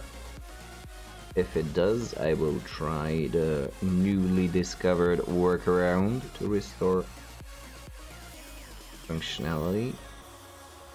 Hopefully we won't get to there, but who knows. Maybe it will just decide to start flickering again.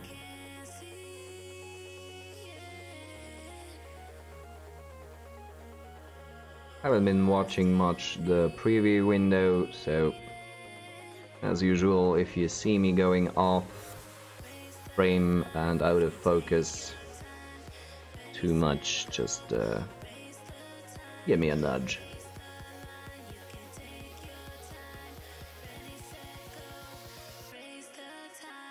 Maybe I should raise the camera a little bit more.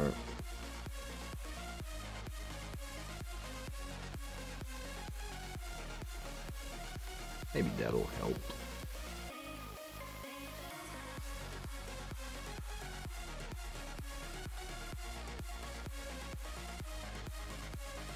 So I do tend to lift the minis fairly close to my face.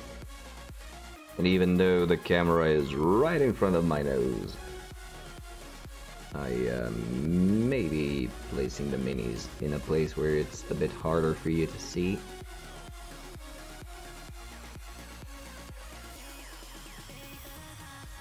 So if that happens to happen, just let me know, and I will also try to monitor the preview window a bit more.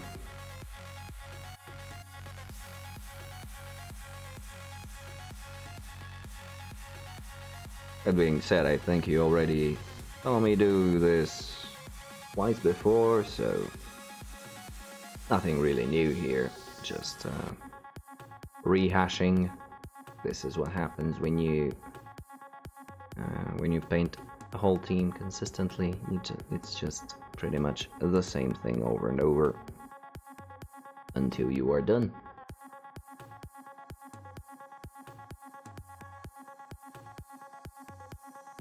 Depending on how I feel in terms of fatigue, I might push for a bit longer than usual today.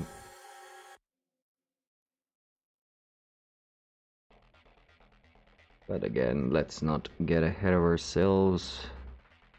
Still have this whole mini to go with the blue. I would like to cover up the browns as well, and maybe leave the metallics for tomorrow along with the touch-ups. So then I can start building up the colors.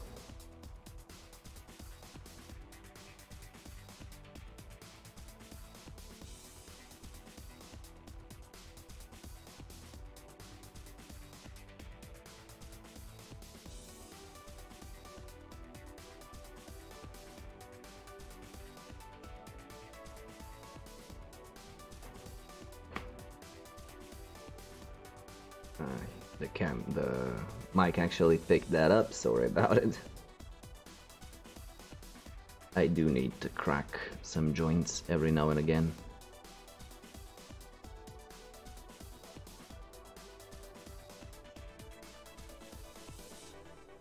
For all the years of painting, I still have a problem with sitting still for longer periods of time. I am a bit fidgety that way. I get all stiff.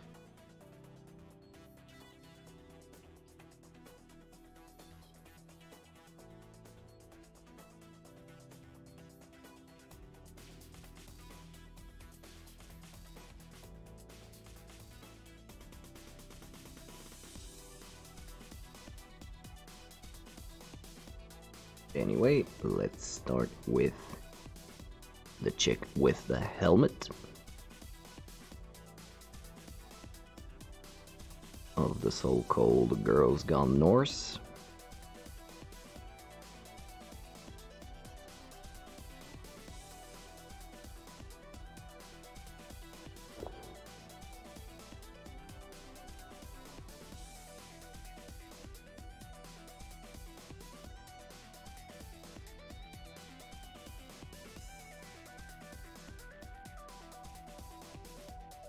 And as usual, I'm going way too thin for a base color. I'm never gonna get tired of saying this.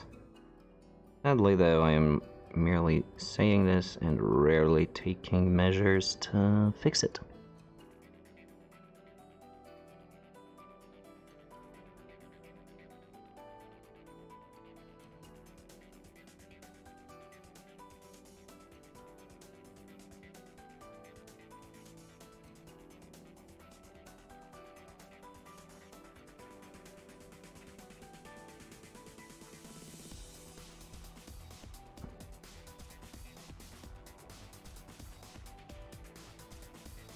It'll be fine though. Takes a bit more time.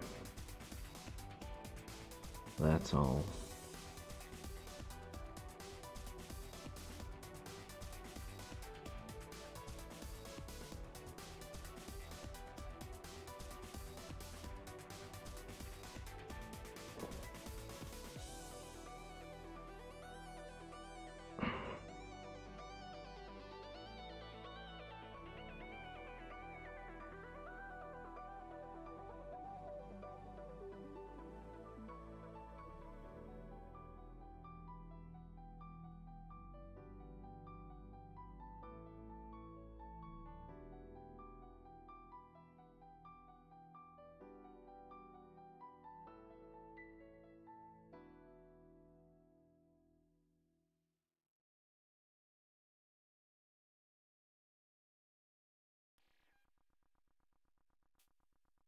Some pretty bad mold lines in this one,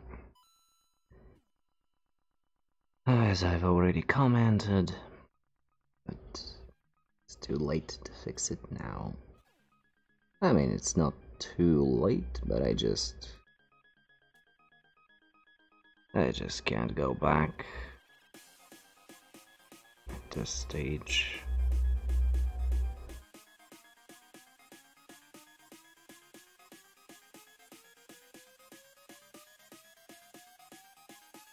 All I can do is make sure that future minis of other projects will not be as neglected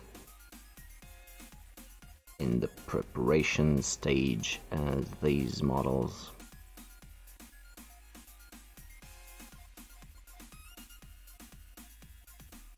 And I do think I have managed that with the Goliaths. Although I will be able to only say this for sure after priming them, as that is when I can actually see the problems.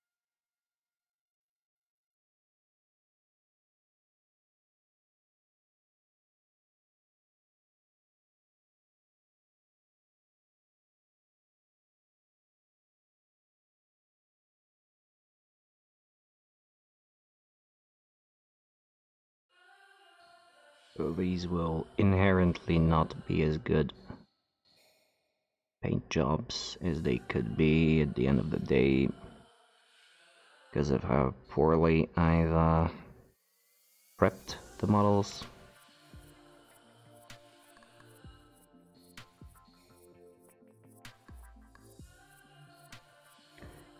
So here's hoping that I'll be able to mask up some of the imperfections with paint.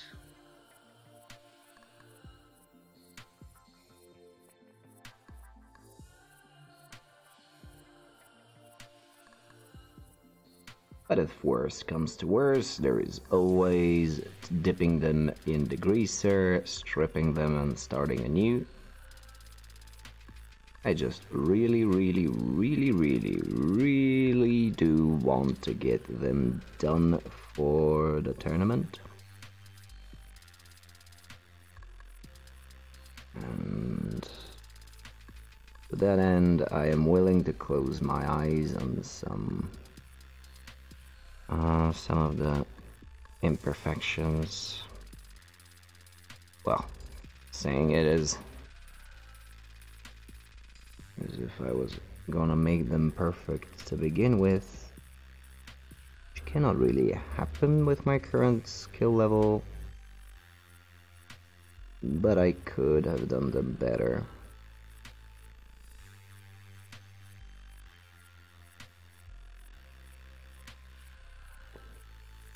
That is for sure.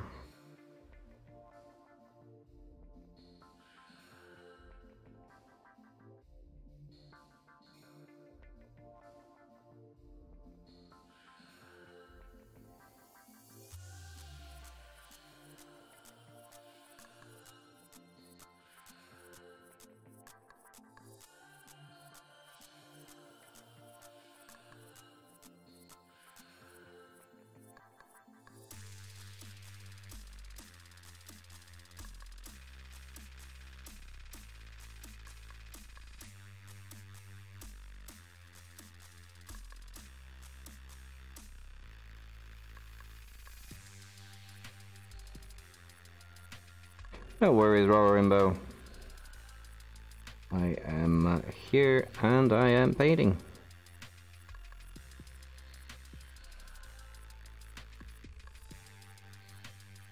No, not really. Just muttering to myself about what's happening, what I'm doing, what I'm trying to do, and all that sort of stuff.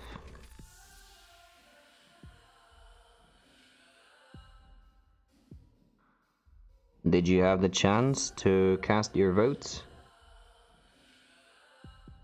Well, these are the final two ones that I need to do.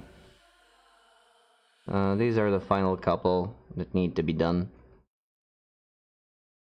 And, I don't know, hoping for a couple weeks now.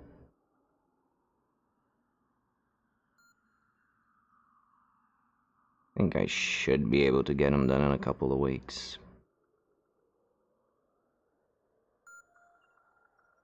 As I'm trying to batch paint them. Get some good traction, but we'll see.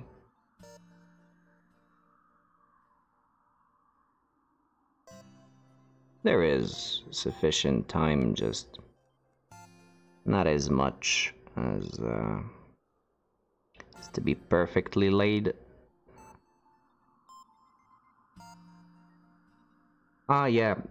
So last week I put a poll up on my Facebook page in which I'm asking all of you what it is that you would like to see me do next. And there are 3 sections. One is for painting projects, one is for building projects, and one is for a game, which I will be playing on stream. So you can find the poll right if you go to my Facebook page. It is the first post I have pinned it to make it easier to see. It'll take no more than a couple of minutes of your time.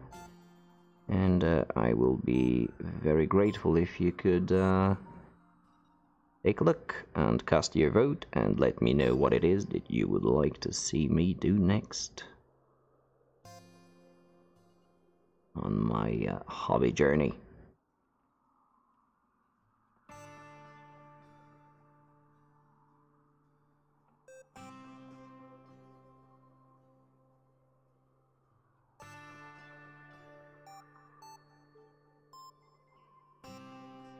Oh, when is it due? Oh, it's pretty close too. Nice.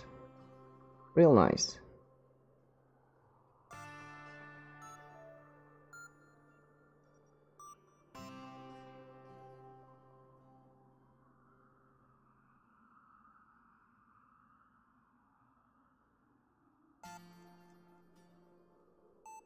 Ooh, that's nice. They're going so in depth that they actually have a Bulgarian campaign. Awesome.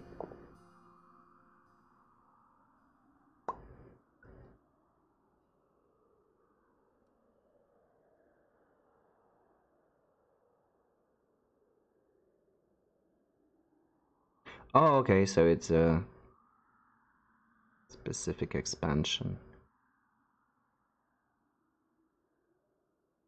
Right. Although, I don't really think... Yeah.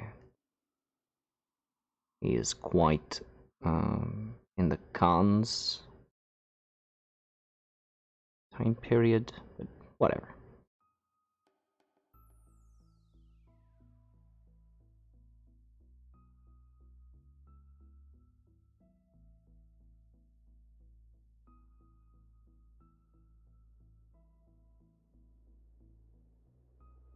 Oh, okay, okay.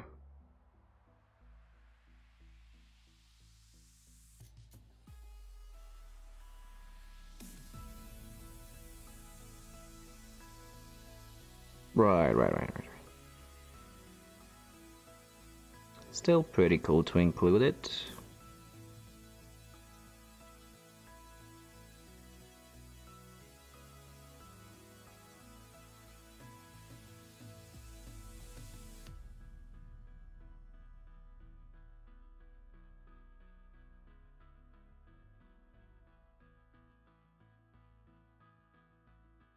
You don't get too much representation of this time period in video games, so it's nice to have it along.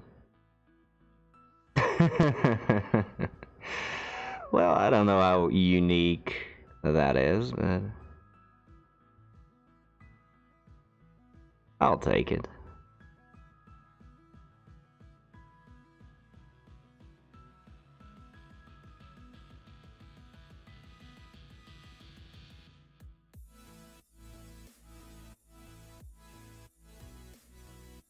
Maybe it'll be a shooting, so an archery horse rider.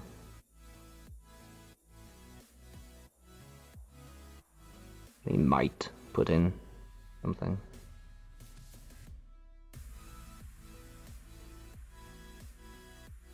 Well, that is fairly accurate. Although it does defeat the name a little bit.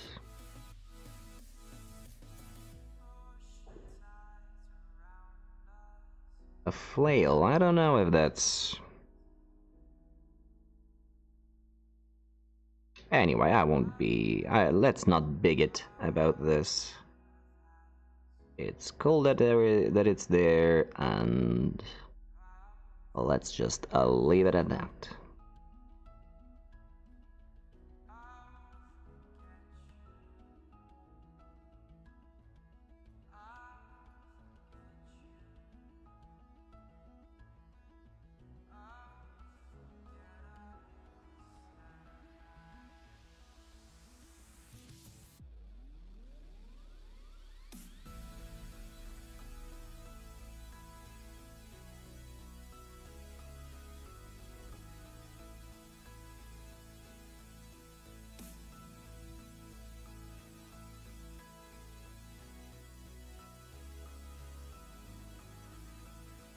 Oh, so they did find a piece that it would stand out.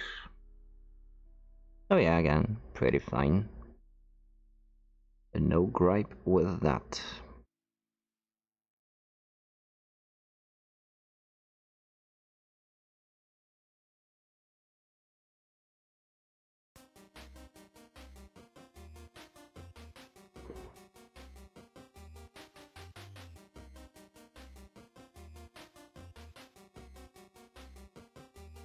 Give me a second and I will check this link out.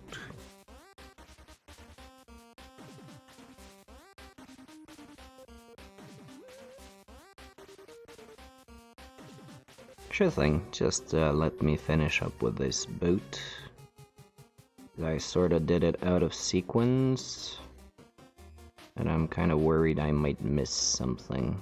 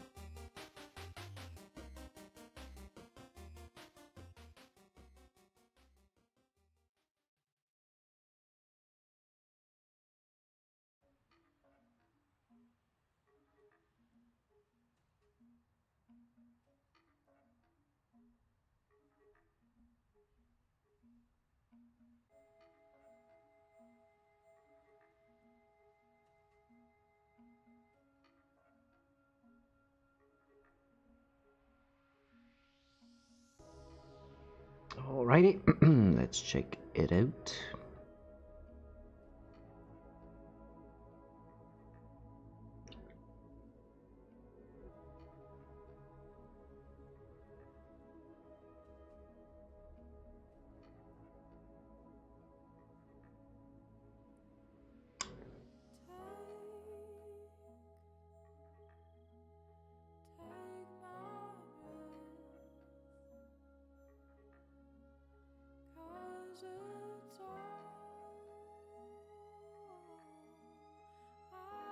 Ah yeah, these guys with the flail. Okay, with the flails.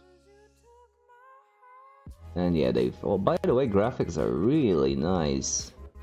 Really smooth animations.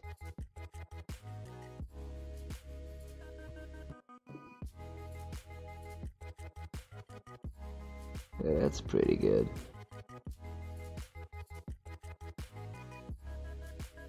For real.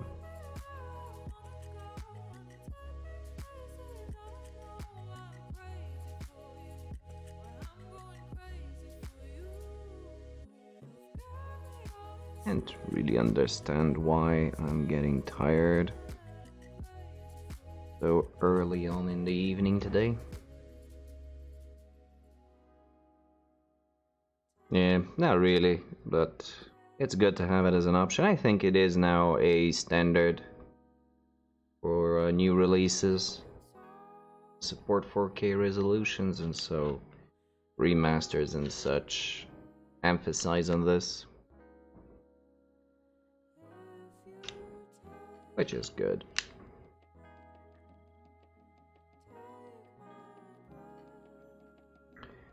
There is also a point to be made whether or not such remasters should include interface changes, yeah, and some mechanical quality of life improvements, or whether you want to have a purer, closer to the original version, just supporting the modern systems. I'm not really sure on that. Since more often than not I have already played these old games, so any quality of life improvement, please give me. But for introducing them to a new audience, yeah, maybe it would make sense to keep the interface and the mechanics untouched.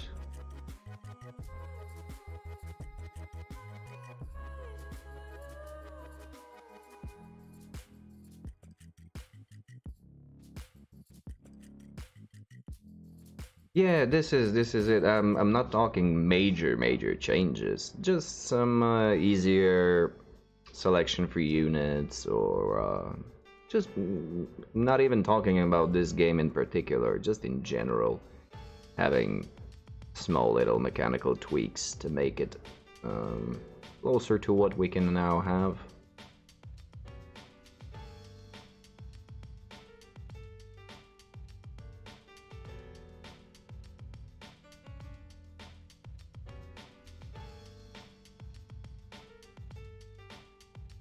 And of course, there is always the argument of why not just make something new that is actually good rather than bringing back old things.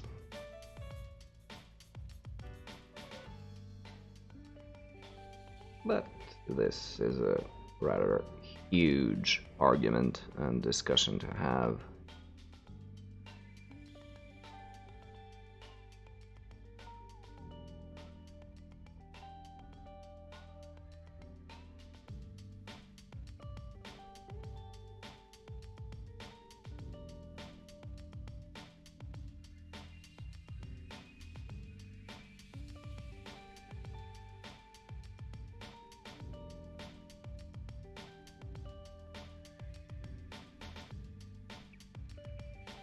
Yeah, we have touched on that with Big in Space.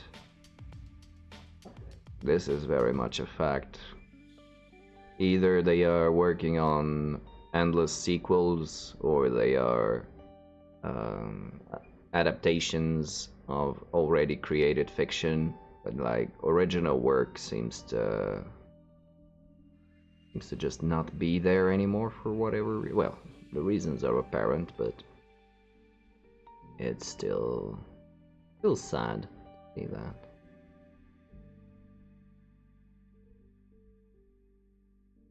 I was looking at HBO Go for something new to watch, and 3 out of 5 new things are all adaptations of other materials, be it movies, books, or comic books.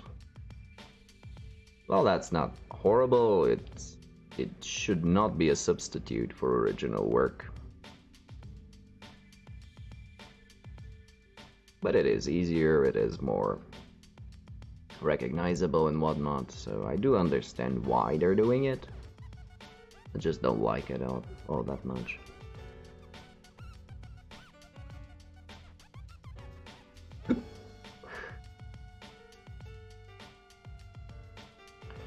Yeah.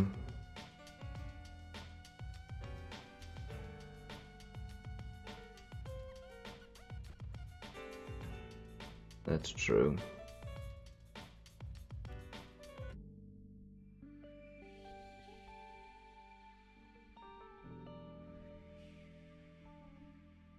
There is also the argument to be made that there is so much media being thrown at us nowadays that it's very difficult to choose. Like, we are now very spoiled for choice, and it does make sense that we will cling to what is fairly recognizable. So anything with a name that we know, we are automatically more likely to go see or read, or whatever your preferred media may be. Definitely also marketing decisions, and if it's a good business, it's easy to produce, because from a writer's point of view, because the writing is already there, so they just need to put it in. Yeah, and it's a sure bet for guaranteed income. Like, there are many reasons why it is what it is right now.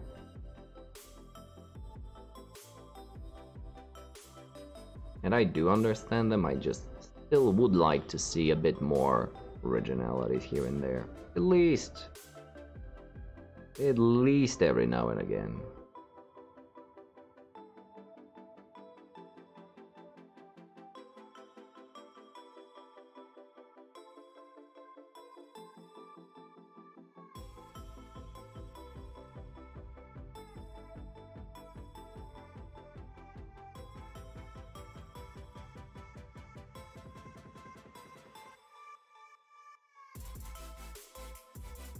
Yeah, yeah, and he also sold his dog so he can fund the movie.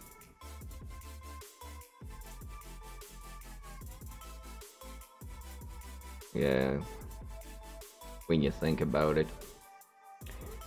And after making the movie, he went back to the guy he sold it to, trying to buy it back. And there was something about that story there too.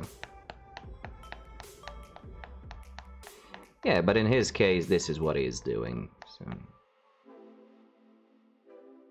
he has effectively typecasted himself as the actor that he is. And at this point, I don't think that there is any point or sense in him chasing different directions, unless, of course, he feels like it.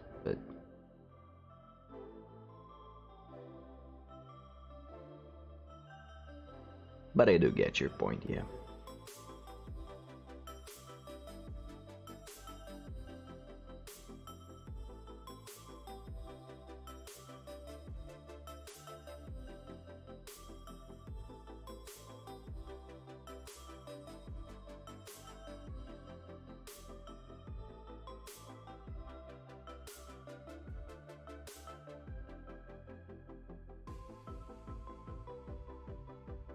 True, true.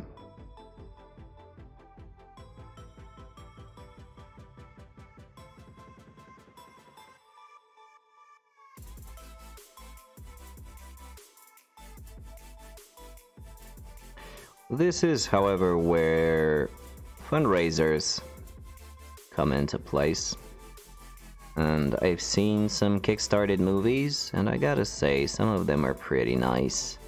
And there is, if it works like that, then that may, in the future, that may be the source that will create new original works and not so much main cinema.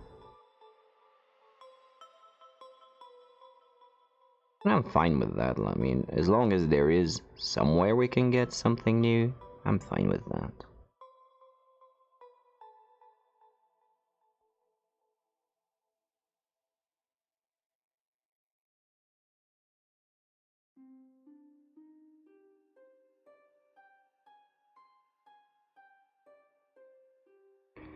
So I am keeping an eye out on Kickstarter for anything that might spark an interest.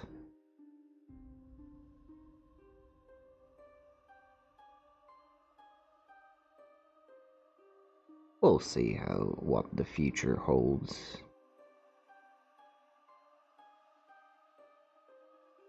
And it's not like this is a recent event. If you can remember, the 90s also had a were very stagnant in their genre definitions, but they were just not that. They were repetitive, but they weren't connected. Where you got the billions and billions of action movies, which were essentially the same movie. Now we are getting a bit of different types of movies, but they are all interconnected and it feels a bit more stagnated.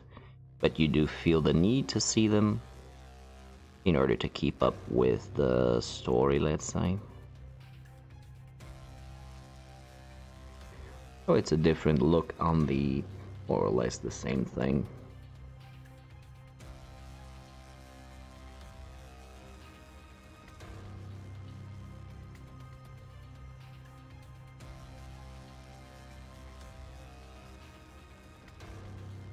Also, rom-coms haven't really developed since the 90s.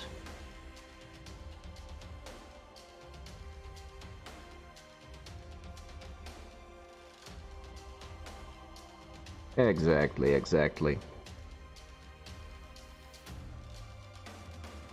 Exactly.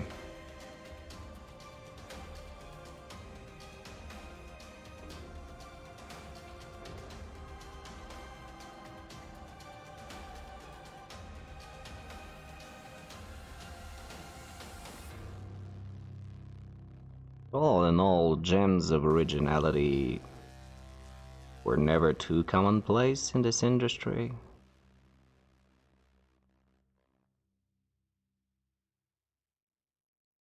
But it feels like it's a bit harder to identify them now.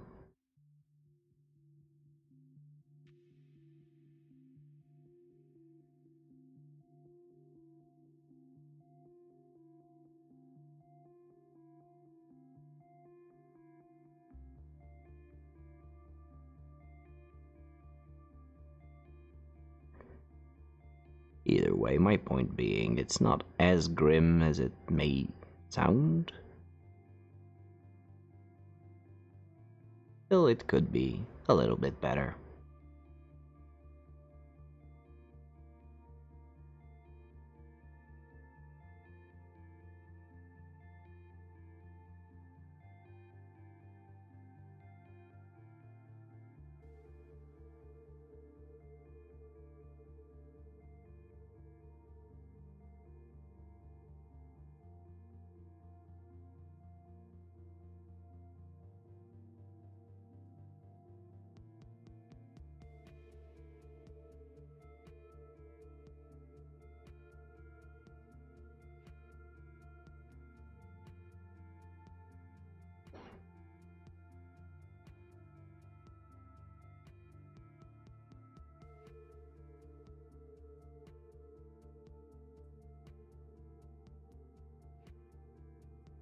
So warm in here that even the paint on my wet palette appears to be drying out.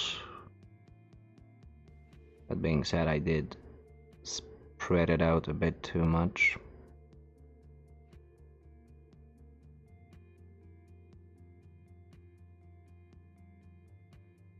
As I seem to be working with a bit too much of the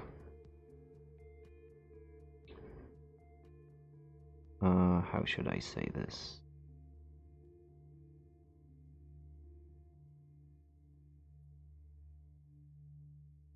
Artistic mannerisms, as in slapping the paint a bit too harshly, not really minding too much the palette.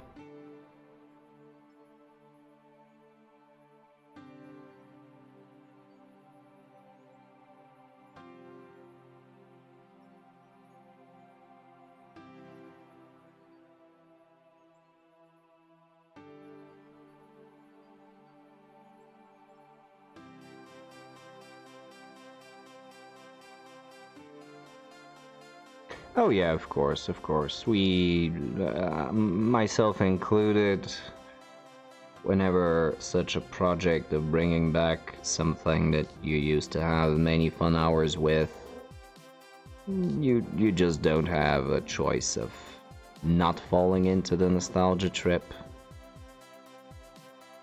And it ain't all that bad either, so...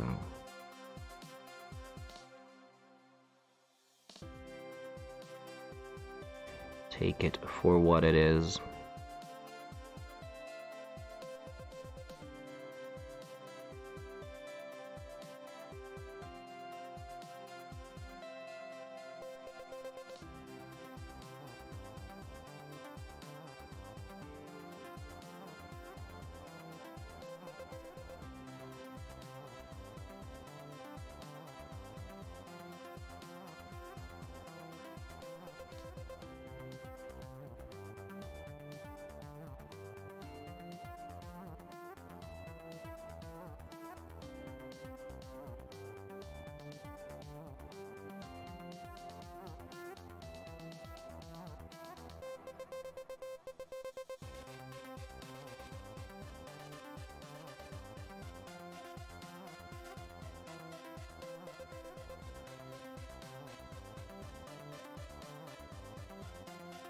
Ah, thank you. Thank you. These, however, you can see very clearly that I did not prepare the models well enough. Like, there are some very, very prominent mold lines that I forgot to clean. The gap fillings are abysmal, and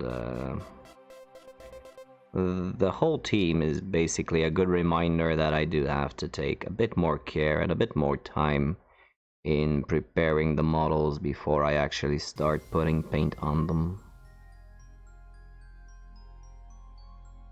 But as I've mentioned before, in this particular case I was very excited when I got the models, and I just couldn't wait to put them together, and that started a chain reaction of mishaps that is plaguing me to this very day.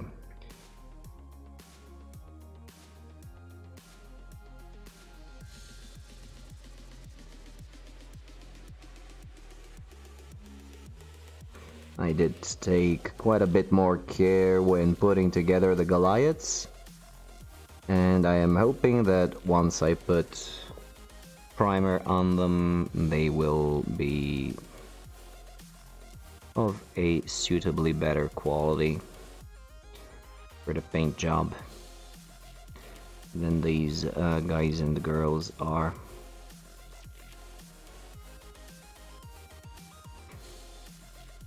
On her, for instance, now I will be experimenting in a new way to do blonde hair.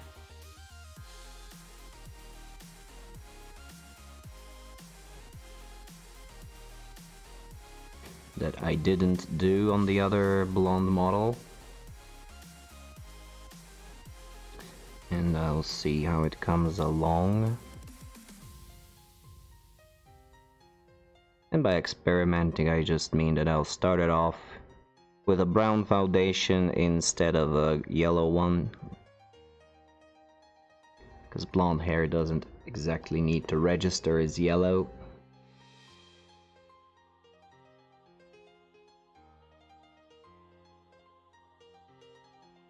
So that'll be something to try.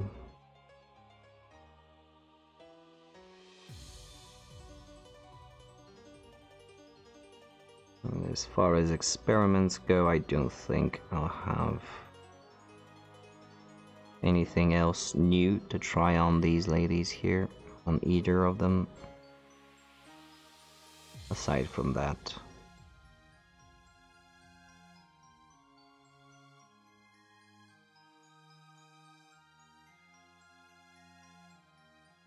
But it'll be fine. And whenever I get to start my next projects, I will really take my time with them, because they won't be on a timetable. I won't have a deadline to get them done by. No matter whatever you feel like might interest you in any way,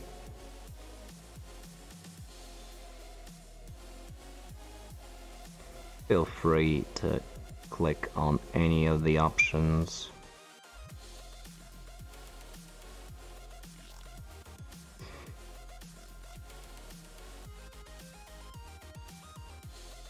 No, dude, seriously, like all of the projects that I've listed down there are projects that I would like to do. So this is essentially me asking you to guide me towards which one of the things that I already do want to do I should do next.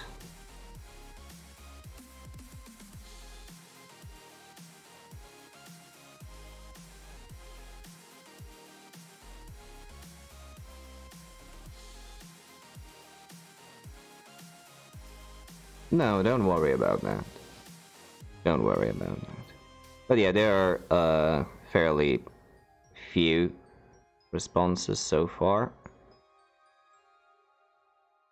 That really shouldn't stop you.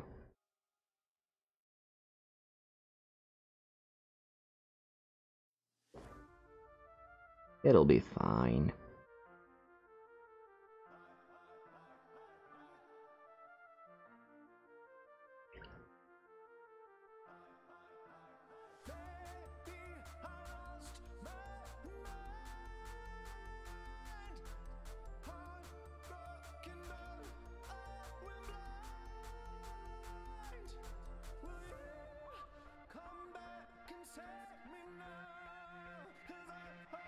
Well, no worries then, vote for Fallout.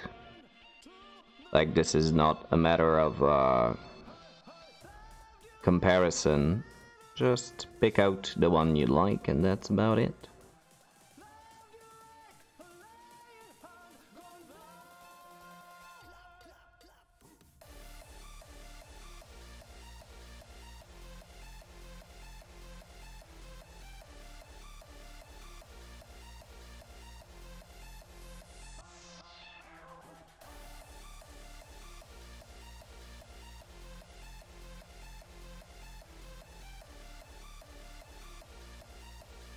Also, both for the painting and building projects, I will probably integrate the winner and the runner-up winner in a first/secondary capacity.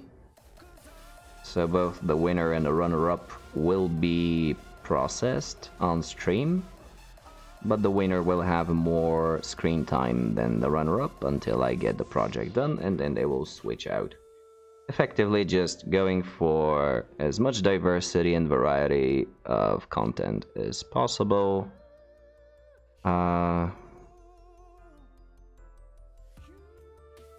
As the term goes, I would be throwing shit at the wall and seeing what sticks. So the more options there are, the more options I get to see. Both what people like and also what I can do. Because each and every one of these projects holds a challenge for me in a different capacity. And it will help me develop by tackling it. But I am not going to reveal which project holds what for me until the poll is done, so that I would not affect your opinions.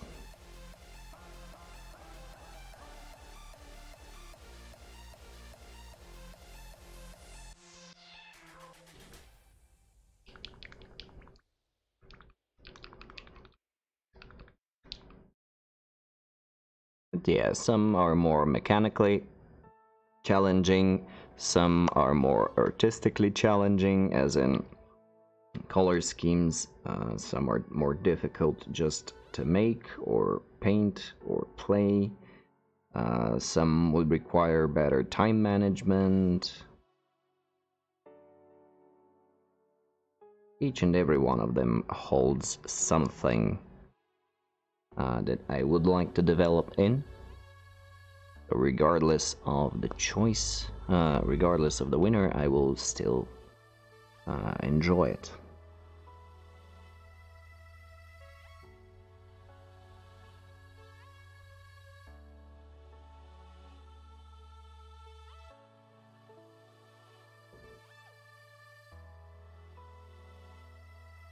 And also for the painting,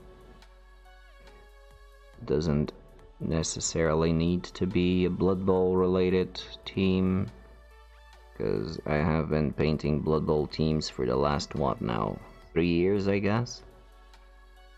So taking on a different type of miniature line will definitely be revitalizing for my creative juices.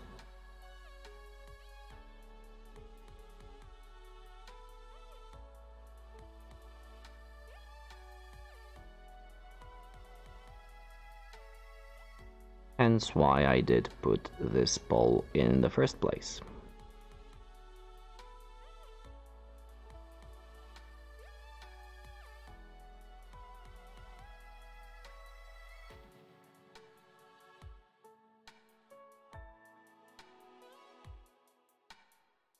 You don't need to put an answer in every category, but there is no real need not to put an answer.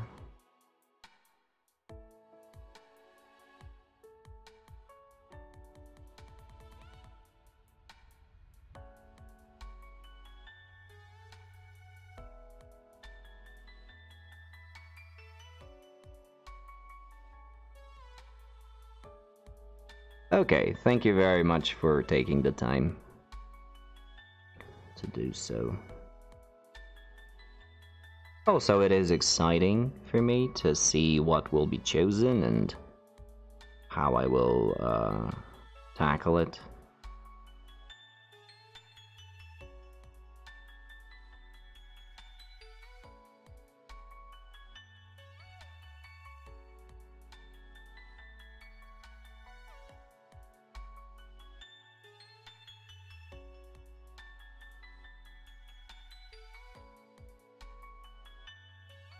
I should probably share the poll with other creative groups on Facebook. Problem is, many of them have something against self-marketing and self-advertising, which I find weird considering this is what these groups are there for, essentially. People showing off what they're doing and asking for advice, or just showing off. Either way.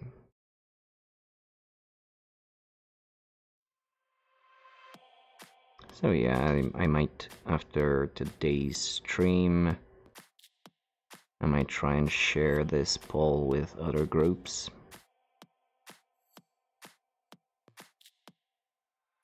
So I do want to get as many responses as possible for this. It'd be just more fun that way.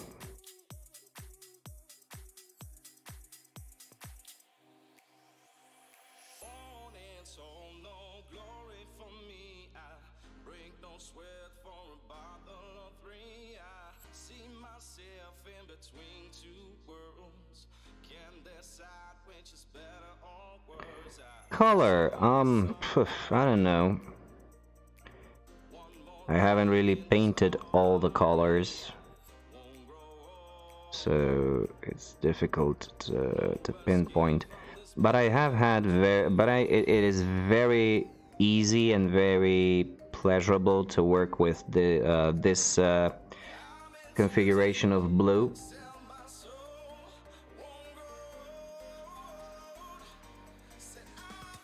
So the escalation Macragge blue to Altdorf Guard blue and the one after that.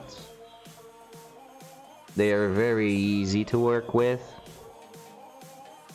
because the foundational blue is very well pigmented and it gives a nice saturated color and it covers up real well over everything. And the other colors that I used to highlight it with are very close to it, so the jumps from tones aren't as abrupt. So it's just a very good color to work with, and I enjoy it every time. Aside from that, overall, I do like the purples. Although they are a bit harder to work with. But I do like the effect that purple gives, as long as I manage to keep it within the purple territory, not going too far off into the pink. Unless that is what I'm going for, but if I'm going for purple, I want to keep it in the purples. And funnily enough, yellow. I do like working with yellow. It is a hard color to work with, definitely. But the Citadel ones, if you build over a good foundation, it comes off very nice and creamy.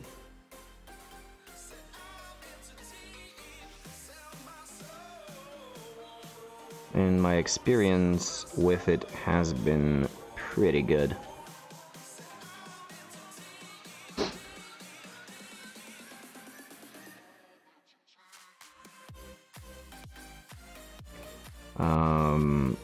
I also use a lot of brown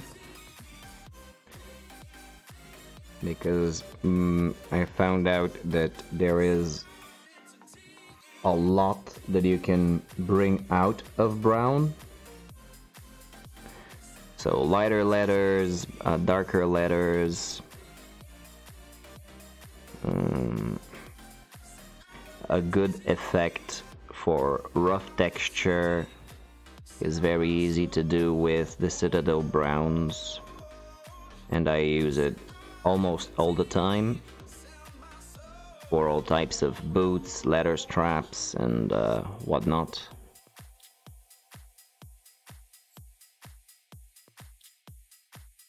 And it is very easy to vary up the color with brown, and while staying in the same register.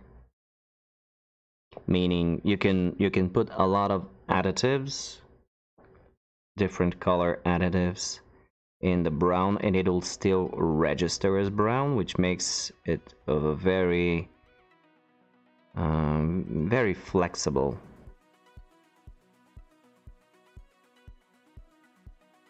And I tend to enjoy that.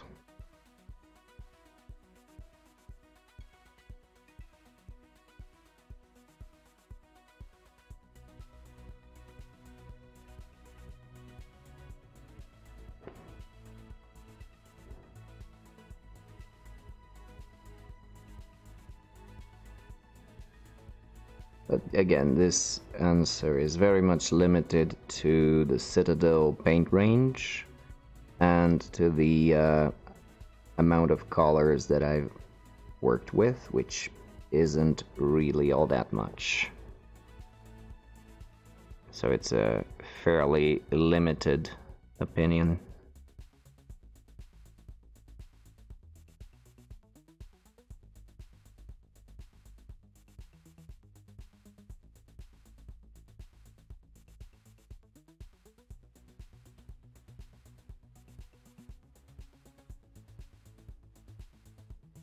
Quite frankly, I would have probably gone with another paint range if I had easy access to it here in the city. But sadly, that's not the case. Effectively, I had the choice between Privateer Press, so P3 formula, which I don't think are sold, aren't restocked anymore here, and yeah, exactly, about the brown. Yeah, you're totally right.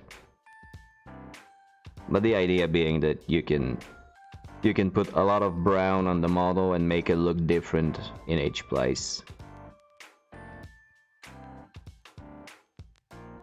But I would have preferred to start off with Vallejo, Game Color, or Scale 72.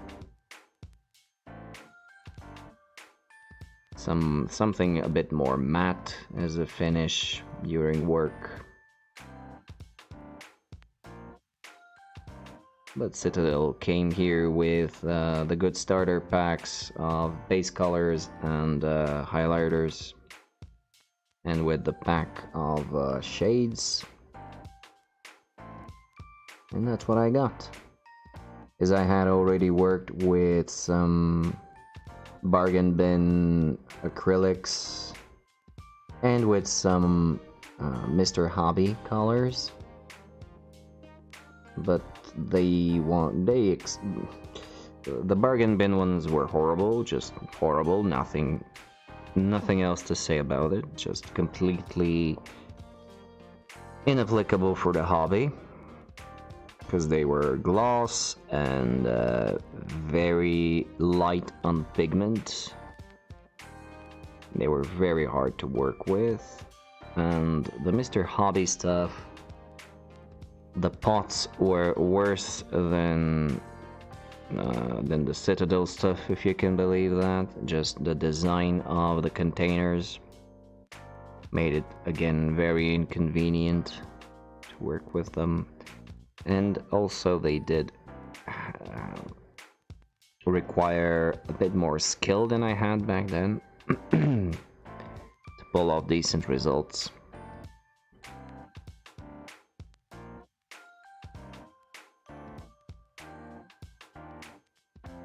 So I will be sticking to Citadel for quite a while more.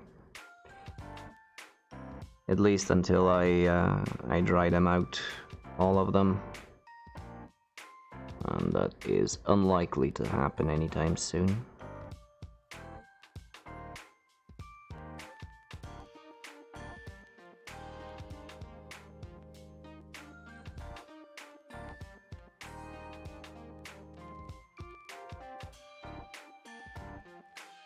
Also, the creature caster, the monument colors seem very nice for one-off minis.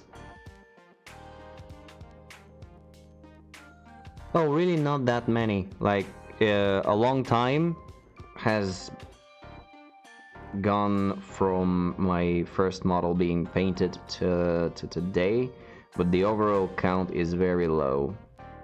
Let's think. So about 15 Space Marines, 12 Khador, so that's 27, 2 Blood Bowl teams, and now this third one. So about, what,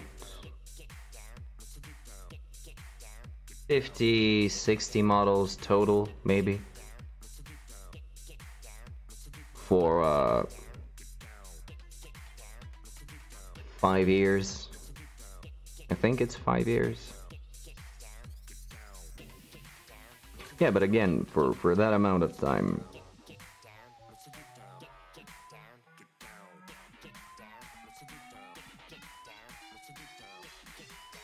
and the worst thing is that before I started to stream, and I think I've mentioned this before, but I will do so again anyway. Oh no, they're not. I thank you for this, but they are not.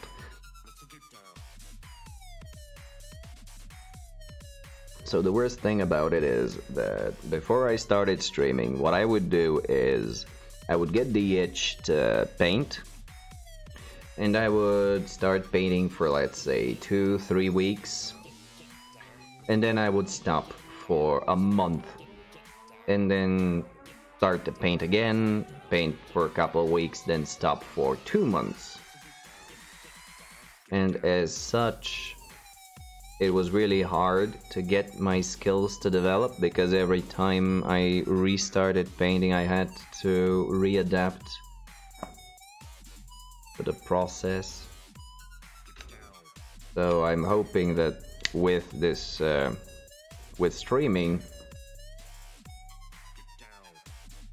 Oh yeah, we've actually talked about this. Yeah, exactly. We've had this discussion with you. Yeah.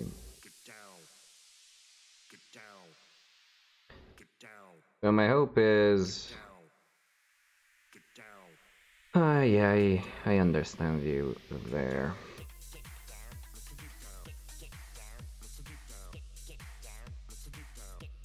Like the anxiety and the pressure surrounding education is something that I will never miss in my life.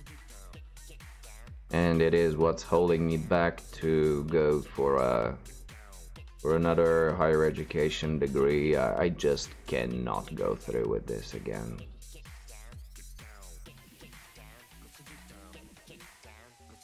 Yeah. At some point, you're just so tired of the pressure, so tired of the stress, that you literally just want it to be done with.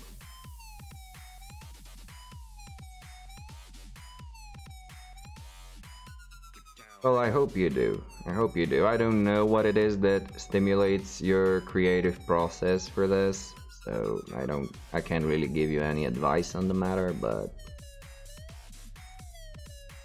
just I hope it clicks so you can get it done and get it validated and get it off your head.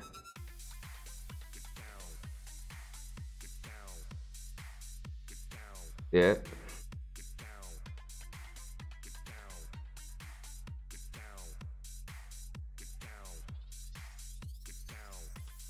Yeah, that works, I guess.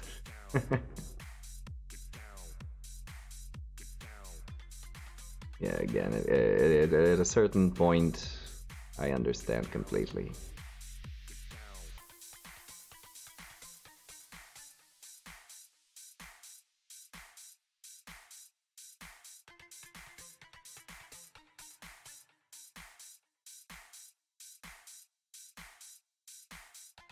Yeah, I hear that.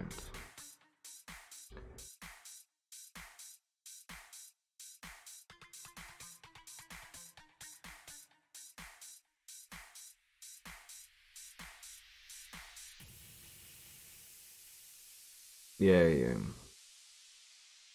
And at this point, this isn't something. Oh, it's important, but it isn't like life related, particularly. And yeah, the overall pressure and stress that you're not doing it, and it just becomes disgusting for you to even sit down and start doing it. So you tend to postpone it even further, and it just gets into this horrible loop of fear and anxiety and procrastination. Yeah.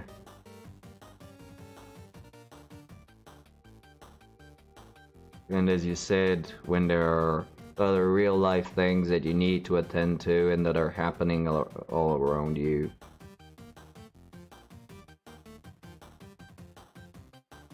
Well, if that's the case, well, I really, really hope that you manage to get it through. I mean, you've stuck it out so far, you should be able to get it done.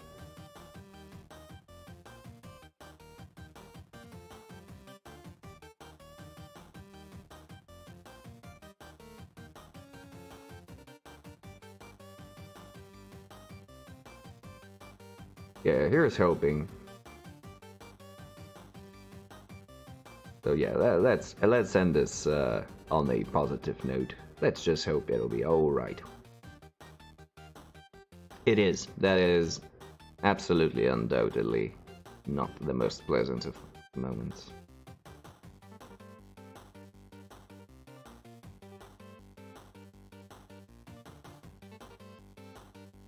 Yep.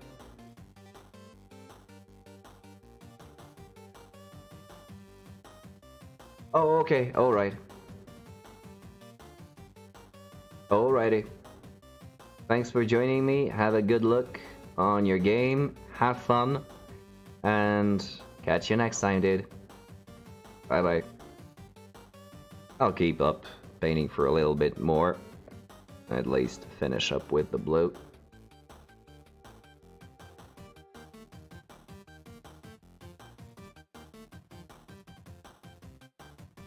Guess I won't be going to the Browns today. Really hoped I would have had the time.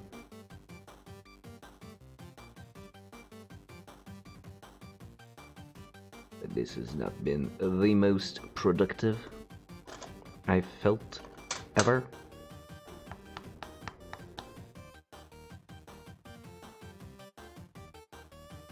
Which is weird, because last time I was able to fairly easily squeeze in 2 colors to base coat. And today I'm struggling with one, which has a overall surface that is less than one of the colors that I painted last time. I don't know what happened. Maybe I'm just not in the groove tonight. It happens. It's still not unpleasant to do.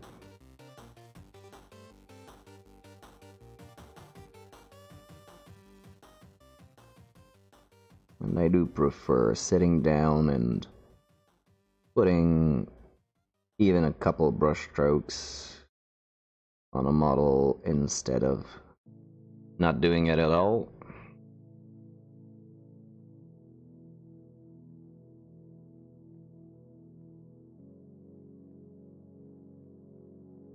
Because it helps and it is progress, no matter how small. Especially in this phase for the base coloring, there really isn't that much thought to put into it.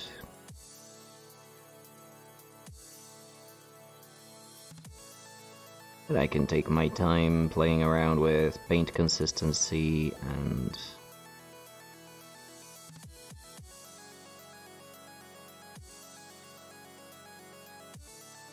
brush control, moisture control, all these good things.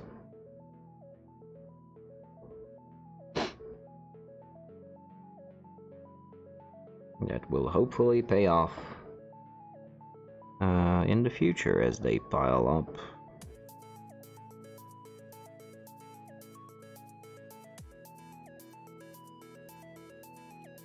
Also, overall, I think I'm getting a bit more comfortable in the painting conditions that I've set up for the stream.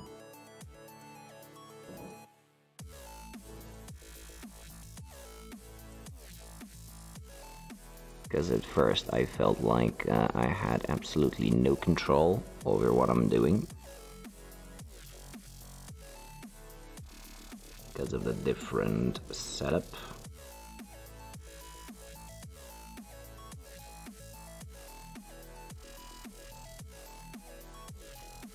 Was out of my established comfort zone. And now I'm feeling pretty okay about it. Still not as detailed as I was on my other setup. And this is still not my ideal pose for painting. Especially not for long paint sessions. Because I am leaning heavily on my elbows.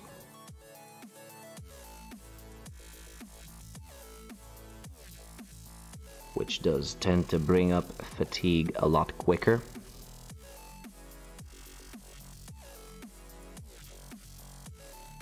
But it does work, and I'm not feeling any back pains or cramps while painting anymore.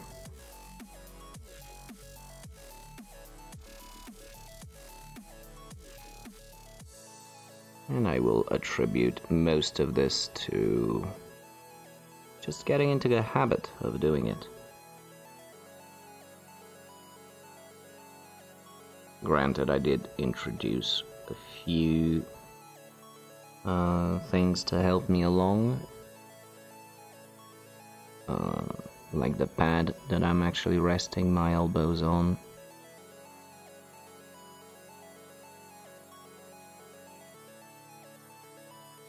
And I think that if I just find a better pad, it'll become absolutely no problem at all. Stick it out for longer.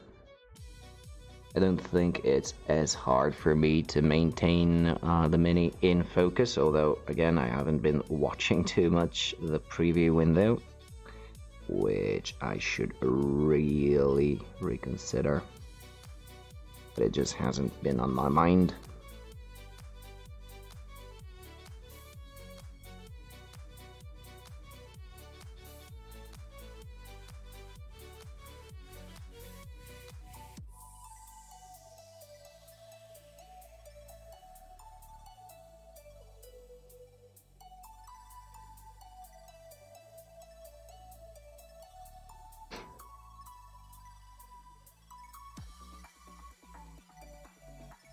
But I am still finding a lot of relaxation doing this.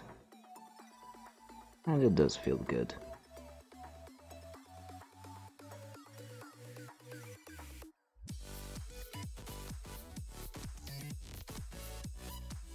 Only thing that is actually bothering me is, as aforementioned, the fact that I'm doing this on a timetable, although it is a pretty far spread one, still not the best. So I am feeling pressured to go through a little bit more than I might be comfortable with at any given paint session, but should I paint this blue or just go for the whole mask to be golden? You know what, let's keep the whole mask golden. Like, there is too much blue on this helmet already as it is. There's no point not to break up the color a little bit. Also, making all the rims and the faceplate gold will give her a little more of a gladiatorial outlook, and I think I'm fine with that. Wouldn't hurt. It either way. I'll just put a little bit more blue on the palette. And I should try to remember not to spread out the colors so thin, because it tends to dry up like a motherfucker.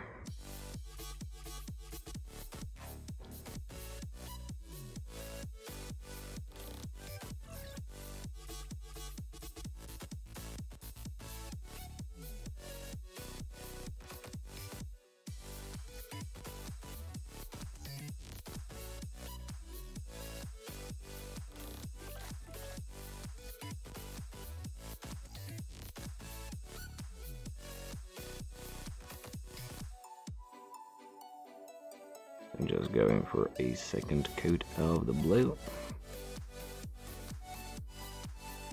This definitely is a good blue to paint.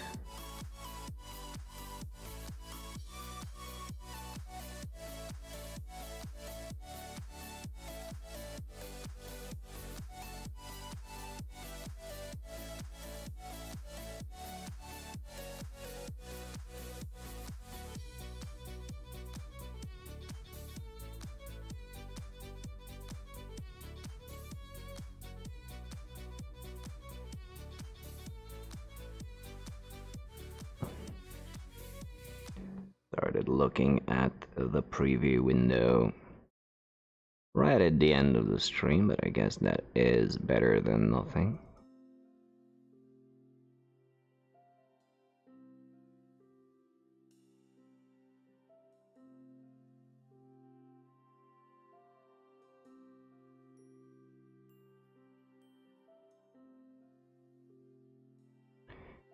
And although I have forgone most other streams that I do, like I haven't had a Surge stream for a long time, to the point where I don't even know if I'll get to have another one.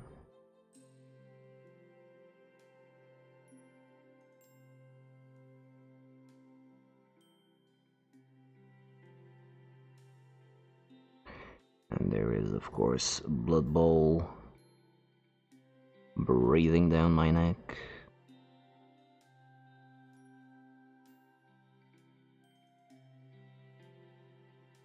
Technically, if things had gone per plan, which they didn't, I think these guys should now have already been done. Like the end of August, I should have been putting only final touches on them, so that September I can focus on the poll and on getting some practice games for the World Cup. And now I have to juggle with practice games and painting and playing stuff. And this is pushing the project back even further, which isn't particularly awesome.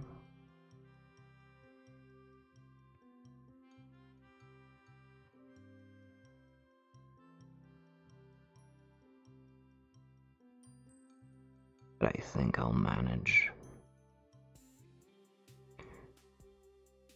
Worst case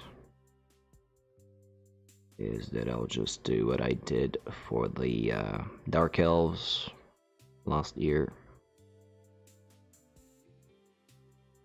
Something I really want to avoid, but if I have to, if it gets to that point, I guess I just will. For anyone not aware, that means just sitting down and for one day finishing up everything that needs to be finished up. Which in the case of the Dark Elves was the Blitzers and the Witch Elf in a single evening, which, considering how you see me paint right now, you can imagine just how long it took and how tiring it was.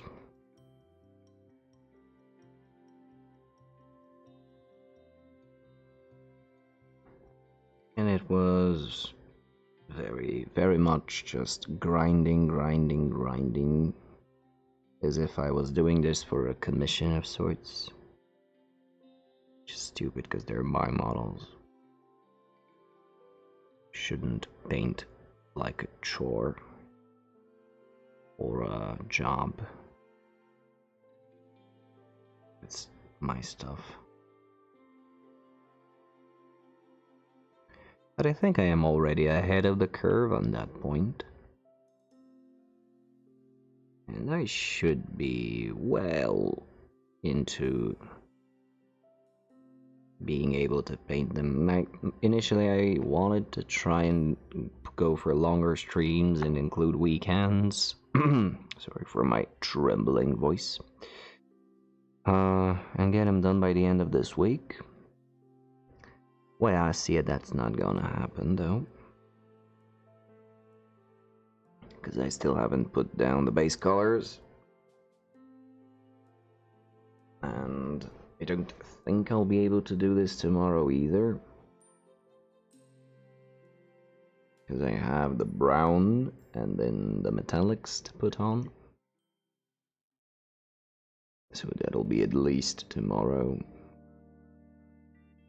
And then starting off with highlighting and of course the faces. And the washing. And yeah, it's gonna take the while that it does.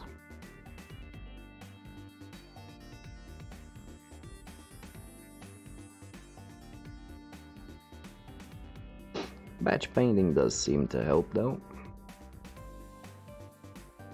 Because it might be one color, but these are two minis.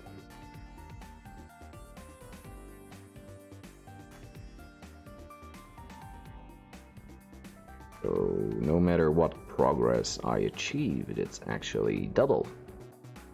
Because that's on two models.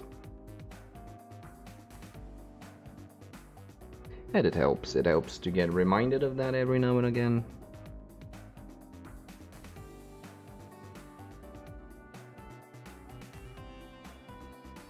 I think 2 weeks should be reasonable. I'm able to paint, let's say, 3 to 4 times a week.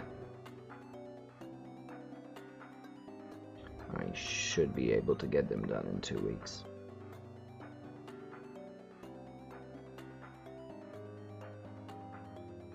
So let's take a quick look overview of what we did. Essentially just put on the blue. However, you can see how much that makes a difference overall.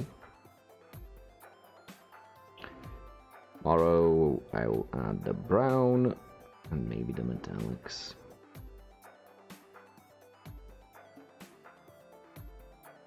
Should be good. Then I will go along with washing the surfaces I can wash completely.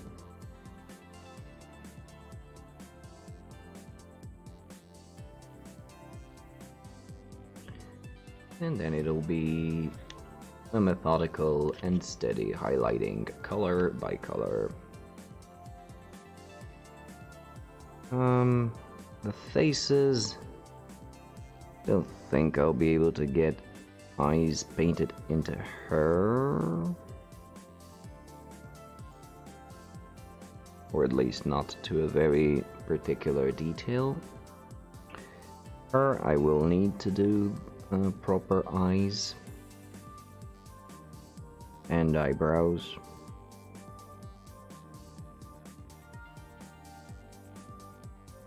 And it should be smooth sailing from that point on.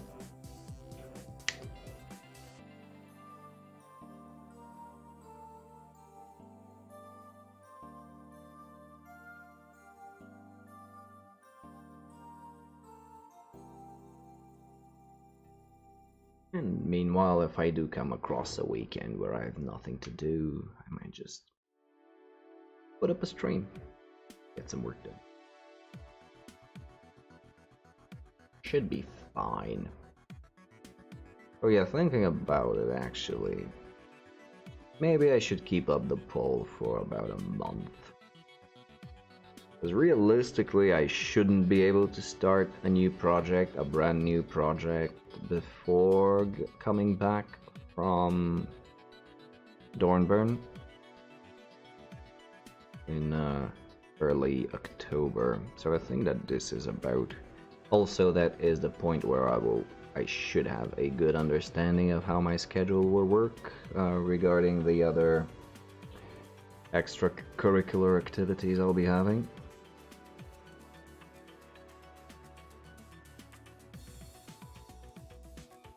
That's probably when the other projects will get started. Essentially, I'm just saying that you'll have more than enough time to come along and vote.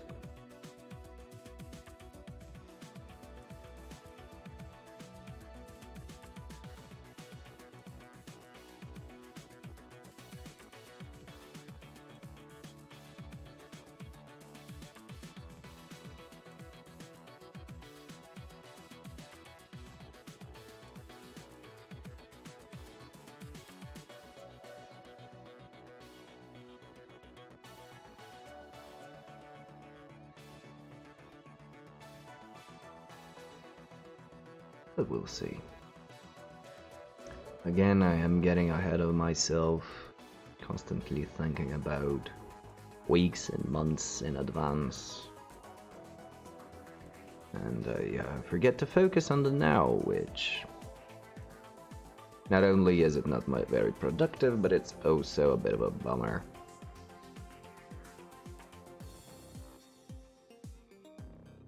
Either way, for tonight, I'll just finish off this cigarette and I will be off.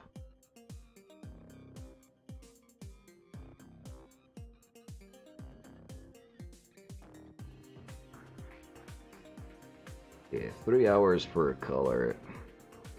That's... yikes.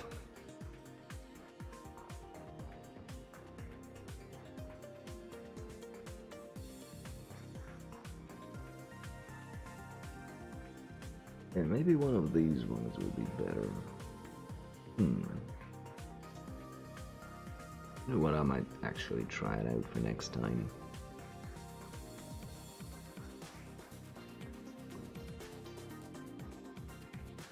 And now that I've scheduled the game with Big in Space, and then there will be the other game for the week. It'll be a hard sell. So maybe it's gonna be 3 weeks for these girls, which will be right on the buzzer.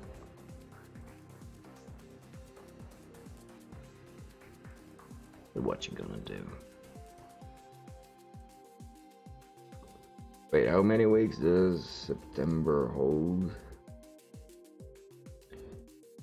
So there's the second week, third one, yeah.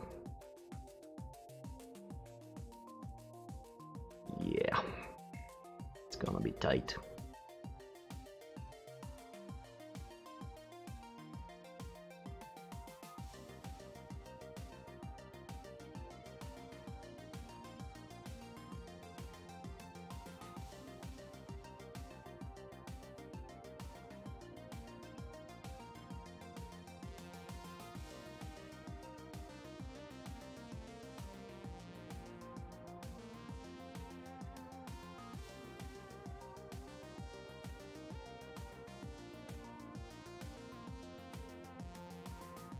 I don't even remember when I started this project at this point.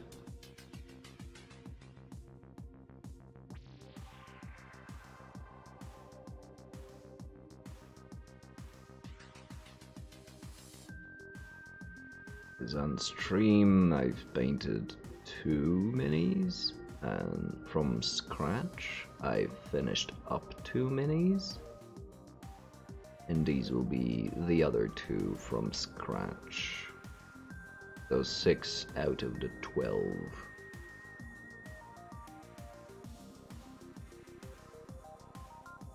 This has got to have been going on for maybe April, March. I don't remember when I got the models. And again, I did have quite a few long periods of non-painting that really didn't have solid reasoning for that.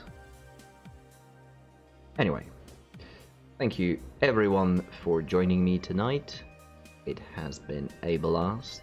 I've made some progress, and I would now wish you all a very pleasant rest of your evening. Keep doing what you love. Keep loving what you do. I've been Bachacolio, signing out. Bye guys.